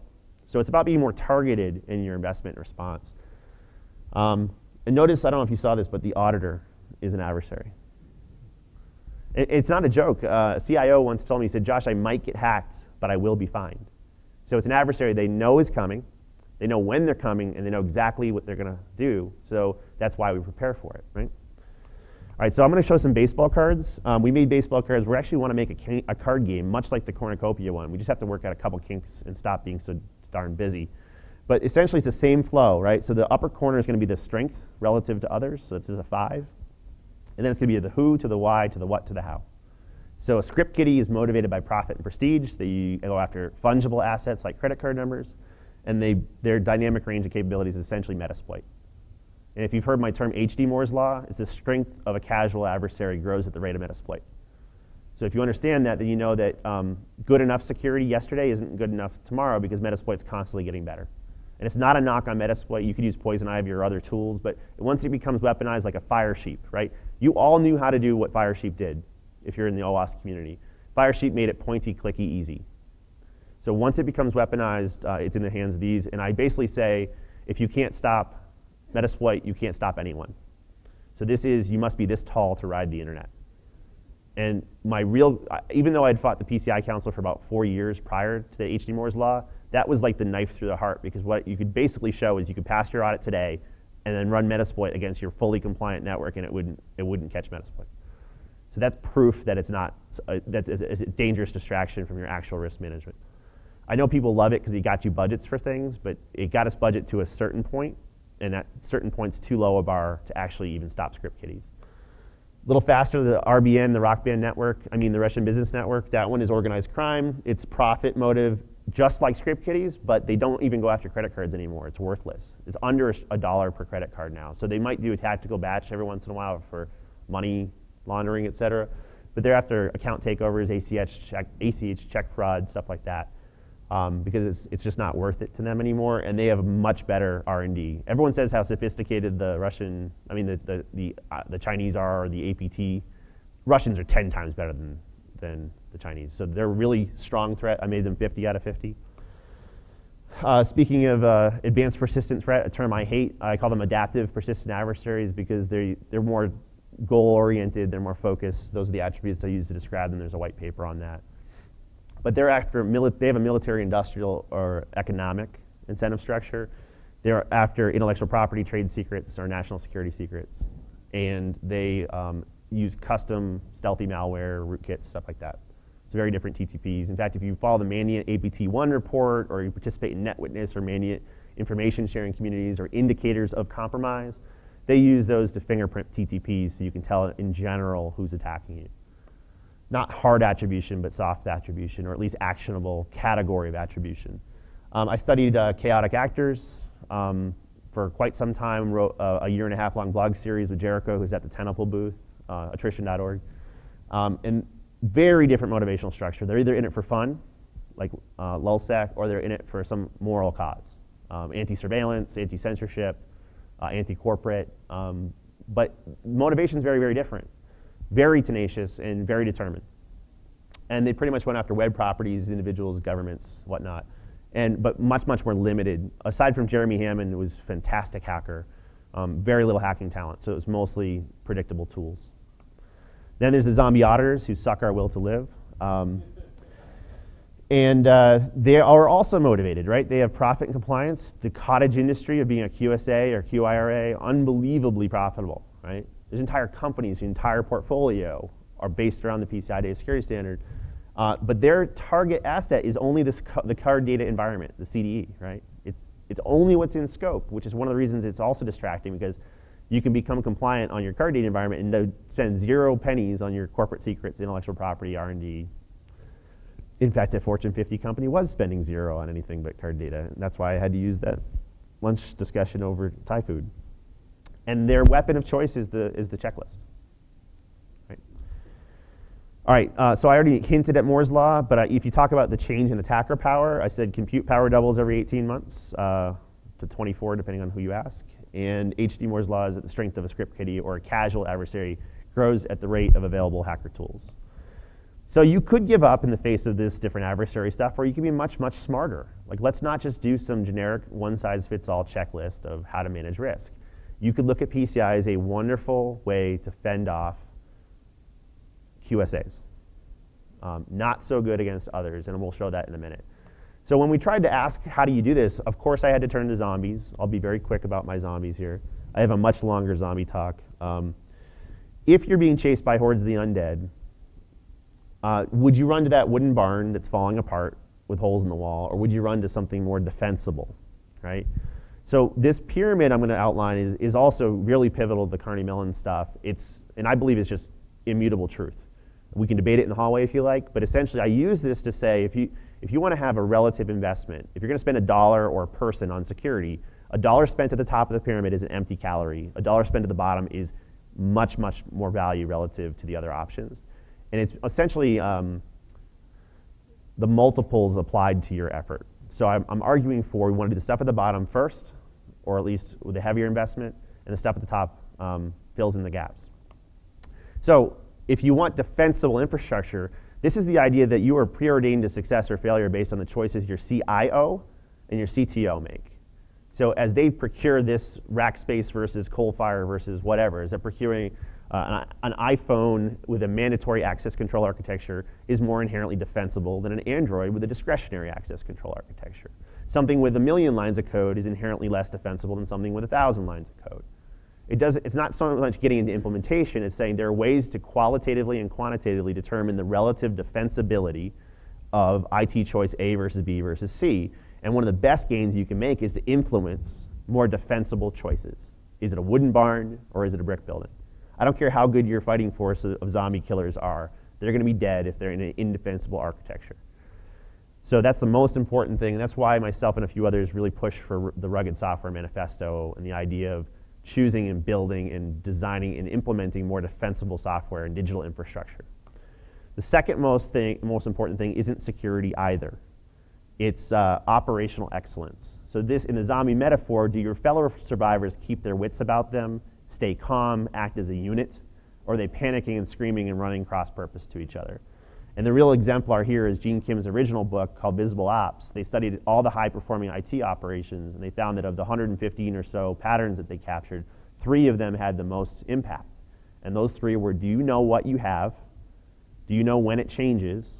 And do you have a zero-tolerance policy for unplanned changes? Again, that's not security at all. That's, do you have a change management process? And they found the best CIOs were former military enlisted officers or biochemists or auditors. Those were the 3 top professions that made the best CIOs, and all of them had in common discipline. So you want to have defensible infrastructure that reduces your attack surface, but you also want operational excellence, which reduces your chaos and entropy, right? Defensible infrastructure that's well run.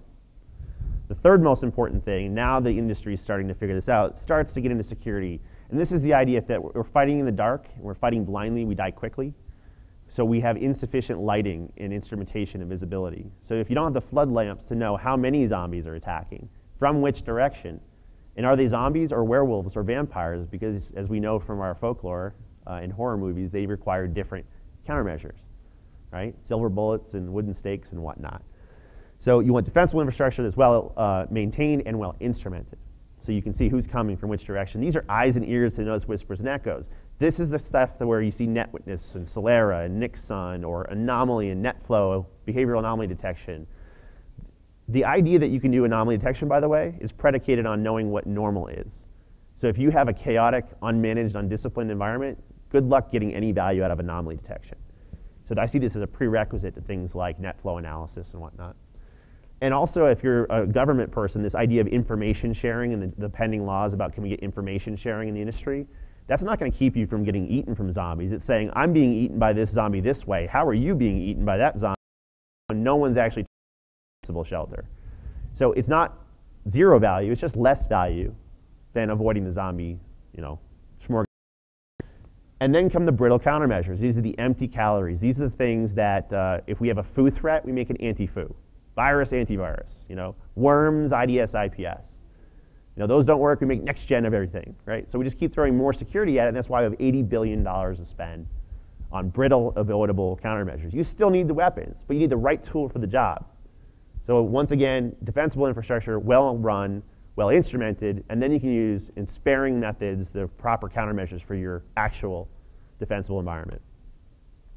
Is that clear as mud? There's a longer version if you like it.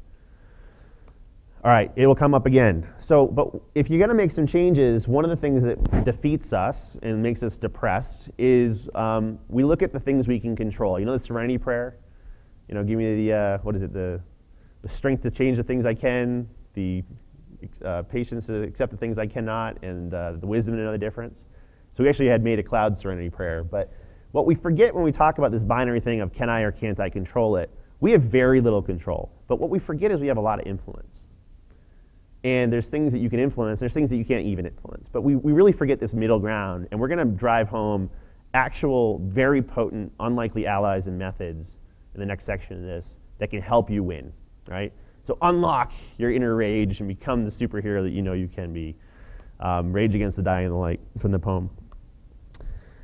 This is one of the ugliest slides I've ever made, and I keep it ugly on purpose because it should be ugly. You won't even be able to read it, but let me just orient you to this. What we basically thought about is how do actual security things get through the system? You have desires that you want to do. You have things that get in the way, the big brick walls, and then you have outcomes, right? And when we tried to map quantitatively, we just did heat maps of every CISO, and we said, how do you get budgets approved? How does it work? And essentially, there's these swim lanes. So you can't just buy what you want. You have to have a business justification, an ROI, and regulatory compliance mandate. So these things that you can't read, these are controls, antivirus, and then it goes all the way down. And as an analyst, the reason I made them so small to read is when I was an analyst at the 451 group, I was tracking 140 distinct categories. I believe Gartner's up to 180 now. That's just disgusting. And by the way, we've never retired a single one of them.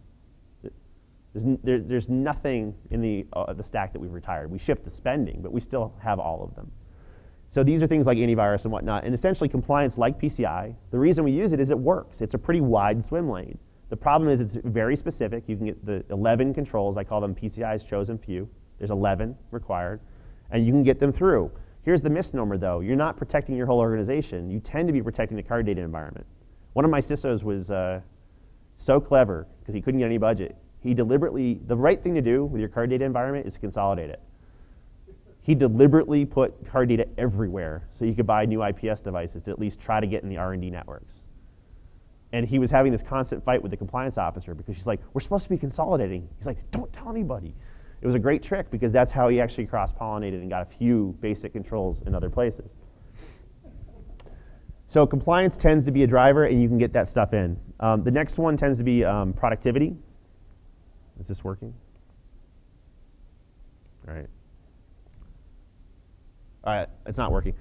So productivity tends to work as well. Nobody buys anti-spam as a security product. They buy it as a productivity enabler because you would never get any email read if you didn't have it. Another one would be single sign-on, right? It's usually bought by the IT help desk because the cost of resets is just too high. So they do things like password stuff, password management stuff, single sign-on. There's the dreaded ROI, which a lot of us don't think exists. Having a hard return on investment that actually drives a profit for your company is almost unheard of, but some people have done a pretty decent thing. And there's the quarterback sneak, which is when you have a breach or someone in your industry has a breach, if you have a ready-made business case to buy the thing that you already wanted to buy, you can say, we really should do this project, boss. I'm not a big fan of that one, but people do it. And perhaps you've done it. Is anybody else use other tricks than this before I go on? These are pretty much the common ones. Yeah. So, but you're special. All right, well, go ahead.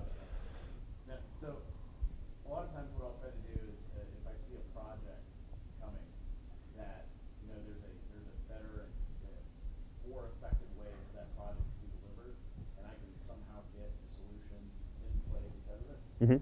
So for instance, they want to bring in a brand new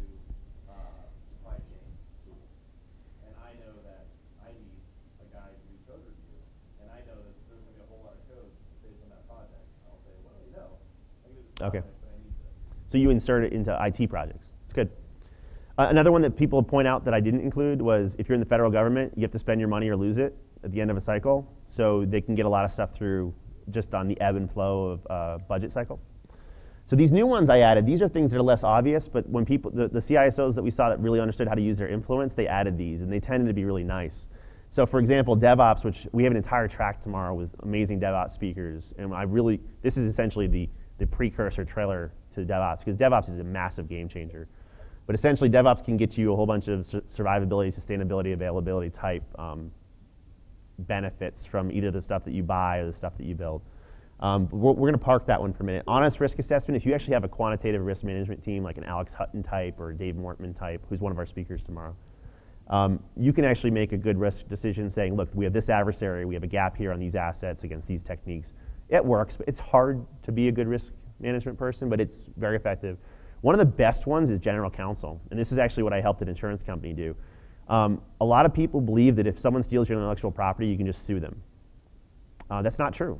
And if in fact, we brought the general counsel to lunch, and I said, what happens if you try to sue somebody for stealing stuff and you didn't do anything to protect it? He goes, well, actually, you have to demonstrate that you took reasonable steps to keep your secret secret, or you'll lose.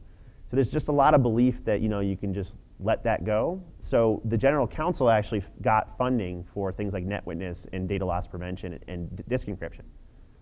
They couldn't get a budget for it, but the general counsel became an advocate for that. They won't give you an advocate for everything, but they can advocate for things like trade secrets, intellectual property, research data. A lot of people use that now. It's becoming a growing trick. Procurement's a freaking awesome one. I'm going to show you that in a minute. And then disruption. So I don't want to spend too much time on this because I'm going to show you a much better way to approach this. So general counsel can get you intellectual property protection, PHI, healthcare, procurement, anything you buy, you can shove in terms and conditions. In fact, the Rugged Handbook and the Rugged Implementation Guide on our website actually give sample of procurement guidelines and call for, requests for proposal and terms and conditions language that we've seen people use. And then for the researchers in the room that really want to change the industry at the macro level, and this is, when I wrote this, I hadn't yet started the cavalry, but we don't use trial lawyers very well. We don't use legislation. I've personally done 80 congressional briefings this year alone, trying to educate and influence US Congress people. Open source projects are a great place to inject advances or quality, things like that, hearts and minds, public media, blah, blah, blah. So the biggest question though, because we hated the swim lanes, that was last year's talk, we hated how ugly it was, let's just talk about the teammates themselves. We showed you an adversary mapping. Let's map our teammates, right? So you can either fight this alone, which most of us do, and that's why we're so defeated. And this is one of the reasons I freaking love DevOps, is they've learned that you can't do it alone. You have to combine talents and skills. Or you can do it as a team. So be that raging guy who's saying, I'm not going to accept defeat, and you have a bunch of executive superheroes that could be on this. It's not so much that you need to be a hero, because when trying to be a hero, you're defeated pretty often. Assemble the Avengers, right? Assemble a comprehensive program out of small pieces of advocacy from the right motivated assets, the CIO, CFO, blah, blah, blah. So guess what? We're going to give you some baseball cards for them.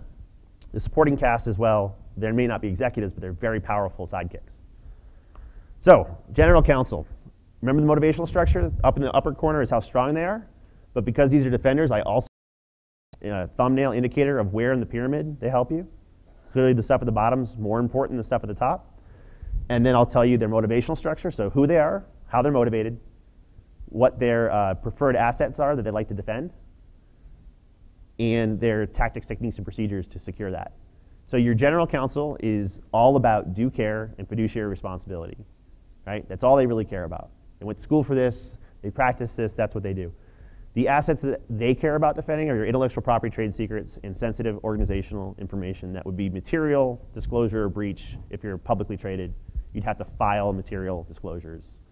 So anything that falls in that category, they could be your best friend.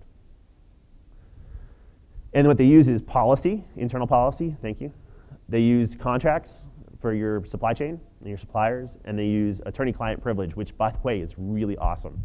Attorney-client privilege is really, really awesome when you're in legal areas that you don't want to discuss. So they can often be helpful there. And I think they're a pretty strong ally. I put them right in the middle of the pack at 25 strength defense. They really don't help you on procurement of defensible infrastructure, nor do they help you on IT operations, but they can help you get instrumentation for things like data loss prevention, network forensics, and the like. They love NetWitness because they have a permanent record of all this stuff, not permanent, but a running record of how much of what happened on the network. That way, if you have a compromise, you can go back and look at the tape, so to speak. So they're big, big fans of that. Number two, probably the most unsung hero. They're not very powerful, they're not very senior, but they have such a huge difference on the defensibility of your organization. It's procurement. In fact, one of the first things the Rugged Software Manifesto pointed people at was, if you can't get someone to fund an application security project for the code you write, get the procurement people to put in the RFP, the request for proposal process, that the products, if you want to bid on this as our Salesforce.com thing, you need to have an independent test from Veracode or someone like that. And we're going to compare that as a score relative to not just pricing and features, but also how secure you are. Do you have a published SDL? Do you have terms and conditions that say that there's penalties to the service contract if any of the OWASP top 10 flaws manifest in the life of the contract? And people would put these in there, and they would either get a better price, or they at least put security stuff on their supply chain. And what happened was, if in year one you can get the CIO to demand better security from the supply chain, because we deserve better, like your flaws end up being my breaches and headlines, once they get to value that, in year two you say, hey, we write 60% of our apps. Can we also do our internal stuff? So it became an easier way to boil the frog and acclimate them. People are a lot more likely to invest in something they feel entitled to, and they don't have to pay for directly, than things that are going to be a lot of work. So procurement's freaking awesome. They're motivated to reduce the percentage of the total contract that's maintenance, and get things like terms and conditions in. So if you equip them with boilerplate language to put into every contract, then you've won, and you don't even have to manage those. Essentially, they'll always put those things in. Terms and conditions, SLAs, and they are a gating function where the vendor won't get paid until that. The CIO, they affect the bottom two layers, so they help in the choices of the IT environments and the SAST and PaaS and IaaS environments, and they also help in the operations, in the IT operations stuff. So they are motivated to keep things stable. They don't like change. Change is bad. They want to support business intent. And they use things like governance, risk, and compliance, standards, policy, change management databases, IT asset discovery, things like that. In fact, during our panel, if you were here for the survey panel 2 talks ago, several people in the audience brought up that we do a really bad job having even an inventory of how many websites we have, or which applications we're using, or which open source components we're using. So one of the bigger challenges is simply knowing what you have in terms of your application stack. The CTO, depending on the organization, they do different roles and different hats, but they're primarily motivated to innovate. They very much care about the intellectual property and trade secrets. It's their secret sauce. And they can use coding standards. They can choose implementation languages. They can decide what your SDL is going to look like. They can choose that PHP is, most of our flaws end up in PHP, so we're not going to do PHP on any forward applications. Whatever you want to pick. In fact, when I was at Akamai, we looked at all of our findings from all of our internal and third-party code scans, and it wasn't a statement that PHP can't be written securely. It's that we had way more bug density in our PHP apps, so we just stopped making them. We said, you know what, no more projects. We're going to move to a more common code base and standard base, and we're going to stop hiring people that do that. It wasn't that you can't write it. It's just that we had a much higher statistical defect rate in those than we did in others. The CFO, they're sparingly useful. That's why I gave them a 5, but they're the only one that can actually go to jail. That's the orange jumpsuit. In case of SOX violations, so they don't care very often, but when they care, they care a lot. So we have seen actual cases where a CFO is your best friend. One of the things they are really good at is audit, and I don't mean external auditors, I mean internal auditors. So if there's any ever governance or policy kind of enforcement, they can be a really nice, useful ally there. I'm going to skip the VP of Sales one, but they actually are pretty useful. Internal audit, not very powerful, but pretty tenacious. So they're often the ones that get you prepared. I can see prepared for your external auditors. And they're really good at like checking things and double checking things. So they're not very good at defensible infrastructure or IT operations, but they're pretty good at seeing deviations in your intended policy at the countermeasure level or at the instrumentation level. One of the real powerful ones that's emerging is the DevOps guys and gals. They're primarily motivated by faster, faster, faster, by intense velocity, by being super efficient, continuous, merciless. We can better, we can better. It's kind of annoying and kind of awesome. Are you chuckling or no? Their primary types is code, it's deployments, it's operational environments. So they're not just deploying an app, they're deploying entire environments at the same time often. And their tactics, techniques, and procedures are to automate, to orchestrate things like Chaos Monkey, and teamwork is a huge tool. So remember my pyramid? We're going to map these guys against the pyramid all at once. So the stuff at the bottom is the really important stuff. And basically, I think the MVP here is that DevOps tends to do this. They tend to make really smart IT choices. They tend to operate them very well and have a prompt and agile response because they learn from failures quickly. And they instrument the hell out of everything. And you can start getting unbelievable granular instrumentation and telemetry data from production to notice the smallest deviations and smallest anomalies. So I think they're total game changer as an asset and as a pattern that security needs to embrace, not run from. The CIO is pretty amazing here as well. So the two that probably have the biggest impact, if you're thinking about an hour of your time or a head count or a project, it's basically procuring and operating your IT choices. The reason we don't do it is we perceive it to be outside of our control, because it is. It's not even a security thing at all. But any injection or any guidance or any projects you can promote through them have a huge asymmetric gain compared to other investments. So here's the card game. Ready? We're going to team up, mash ups, adversaries versus defenders. And we'll see how well it works. I'm not sure the builds are working very well here, though. So there's the auditor, the zombie auditor, and you team them up to your internal auditor. And you know what? You can make them go away pretty easily. It's pretty straight. Do this every single year. However, add one simple script kiddie using Metasploit, and you're toast. This was the most damning proof that PCI is an abject failure. But this is essentially how it works. You can make the auditor go away, but you can't make the breach go away. And that's why we have more than, we had 4 breaches the week of the Labor Day holiday. It's ridiculous. Okay, what about battle intellectual property? Okay, what we tend to do is have a nation-state adversary against your internal auditor who's well poised to handle your QSA. How do you think that one works out? Right? Don't bring a knife to a gunfight.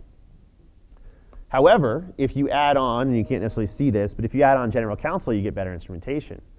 If you pull in your risk management team, you can actually map appropriate controls on appropriate assets to the nation-state adversaries. Not everywhere, but to the important stuff.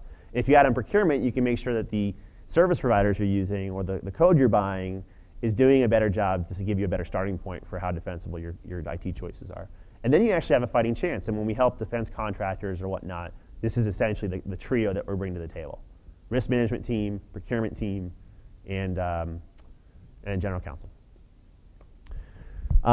Chaotic actors. Anonymous showed up on the scene out of nowhere. It's the 50-day summer of lulls, and guess who they fought?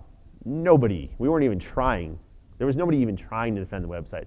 DDoS is one of the easiest things to stop, and everybody went down. The irony of the summer of lulls, the 50-day summer of lulls, is that they held a mirror to our neglect. They had no skill whatsoever and were wildly successful taking down every target they tried. It was an embarrassment. But if you did something like better procurement, you use better SaaS providers, better website hosting, maybe a little DevOps, it was easy to make it go away. Okay, so some of these case studies, which I have to do very, very quickly, I've kind of peppered them in so I can do them quickly, and you already have the slides so you can see a lot of these. To get more situational awareness, I like this CISO. He said there's a difference between reacting and hunting. If you're reacting, we're done. We had to go on hunting, so he made a hunting team. You know, red teams and blue teams, he also made a hunt team. And their job was, they had to get budget for some certain things, so instead of buying a bunch of security products, they bought BigFix, which is essentially a benevolent rootkit botnet.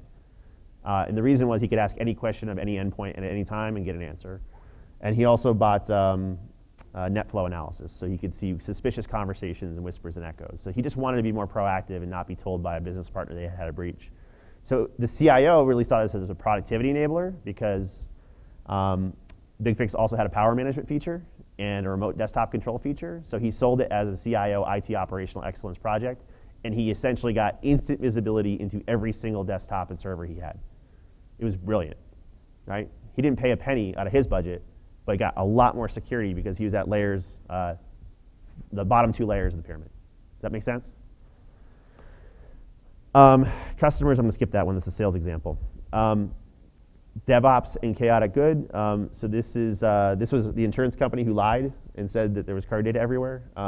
He did a couple smart things. Every time they rolled out a new application, they had to go buy a physical WAF to wait for it, stack it, cable it, configure it, and it delayed the deployment of the application to production so it could remain compliant by like an extra 3 months minimum. So he used that to get a WAF as a service so they could instantly and dynamically provision. So they didn't call it DevOps, but it's essentially a DevOps, a fledgling DevOps program. He got his general counsel to give backing and budget for instrumentation for their trade secrets, intellectual property, and sensitive organizational data. And they also said, we're not going to fund a new security program, we're going to fund a visible ops program. Because they basically bought little copies of the visible ops book and showed how you can be more productive, more profitable, more efficient by having a rigorous change management program. So he didn't have a compliance budget, he had a visible ops program, which had direct, tangible IT value, and also dampened the chaos and entropy so he could do a better job with his other security controls. But one other advantage of these teammates, they're not your manager of IT, they're C-levels. They're actual board level positions who are now advocates and at least feel a sense of ownership for certain parts of the project. Reporting structure, I love this one. A Fortune 100 company, he got reorged out of the compliance team into the legal team. He worked for the general counsel. And the general counsel, this is how we kind of learned about the general counsel trick. He got instantaneous budget for privacy controls and data loss prevention controls and encryption controls. And we joked about it. We said, if you really want to have a comprehensive program, you should deliberately get your job changed, your reporting structure changed to different members of the executive suite. And within a full cycle, you'll have a full program. Because different ones cared about different things. It was just a fact. And you had a good anecdote, which you should tell people in the hallway. There you go. I don't have time for that one. OK, so the punchline is, what's your role in all this, right? So there's lots of these case studies. You can read them at your leisure. I actually wrote some of them up when I was an analyst. Your role is TBD, right? But what I'm saying is we started off as a rookie. We didn't know what we were doing. And then we became a seasoned individual professional hero, individual contributor. We got as much done as we could. Your new job is to be Nick Fury. You know, he used to be a hero. But now what did he do? He assembled the Avengers, right? He got all the right heroes together. Because for greater foes and greater enemies, you need a team. You have a team of adversaries. You don't have a team of defenders. So your role really is to assemble and to inspire and to manage and herd those cats. Because each one of them has certain triggers, things they care about, things they're measured by. And if you use the right argument for the right asset team, and that's why we want to make that card game. It's not a fictional card game. We want to make it where you're given a certain set of assets or adversaries or attacks, and you have to determine and figure out the right way to rise to those challenges. So your apply slide is, who is your team? Who can you work with that you're not, that's on that list of adversaries? And we've already given you at least a hint. And you basically buy them a coffee, you buy them lunch, and you might even walk through that adversary map. And I would encourage you to try at least to get one new swim lane, at least one new project per layer of the pyramid, because my hunch is if you try one per layer of the pyramid, you're never going to go back to buying Blinky boxes again. I mean, of course you need them, but when you see how much more impact you will have, I don't care how long you've been in your job, if you have a success at influencing an IT procurement choice that is more defensible, you will be so addicted to the gains that you get from that you're going to be hungry to keep doing that kind of thing. And the programs we've seen transform themselves after a breach, or the programs that we've seen transform themselves after getting a reporting structure change, it's just undeniable that you're going to be much, much more effective when you can convince somebody else's department and budget to prioritize at least one aspect of the spectrum of your risk portfolio. It's just, it's breathtaking, and it takes you from that trough of disillusionment and depression and despair to realizing my role is to be a coach. What did you say, Damon? A coach and a toolsmith? Yeah. Your role changes from being the doer and the lone guy screaming in the darkness to being someone who can catalyze the right teammates for use the right tool for the right job. And remember, none of these people who you fight with see themselves as a villain. One of the best pieces of advice I ever got from mentors is no one is the villain in their own story. And the corollary to that is, everyone can be the hero of their own story. So find some way to make them the hero. There are a ton of slide shares on the original talks that led into this, and I'll leave you with that. Again, I'm Josh Corman, and that's my Twitter handle, that's the Rugged Software handle, and that's the I Am the Cavalry handle. And I think I'm formally out of time, but I will take questions. But you don't have to give up. Defeat and cynicism is a choice. I think you can choose to try to hit reset and do new things. And if you want to be connected with any of those real people, they are not very vocal outwardly, but they are willing to talk to and coach privately one-on-one. So, thank you.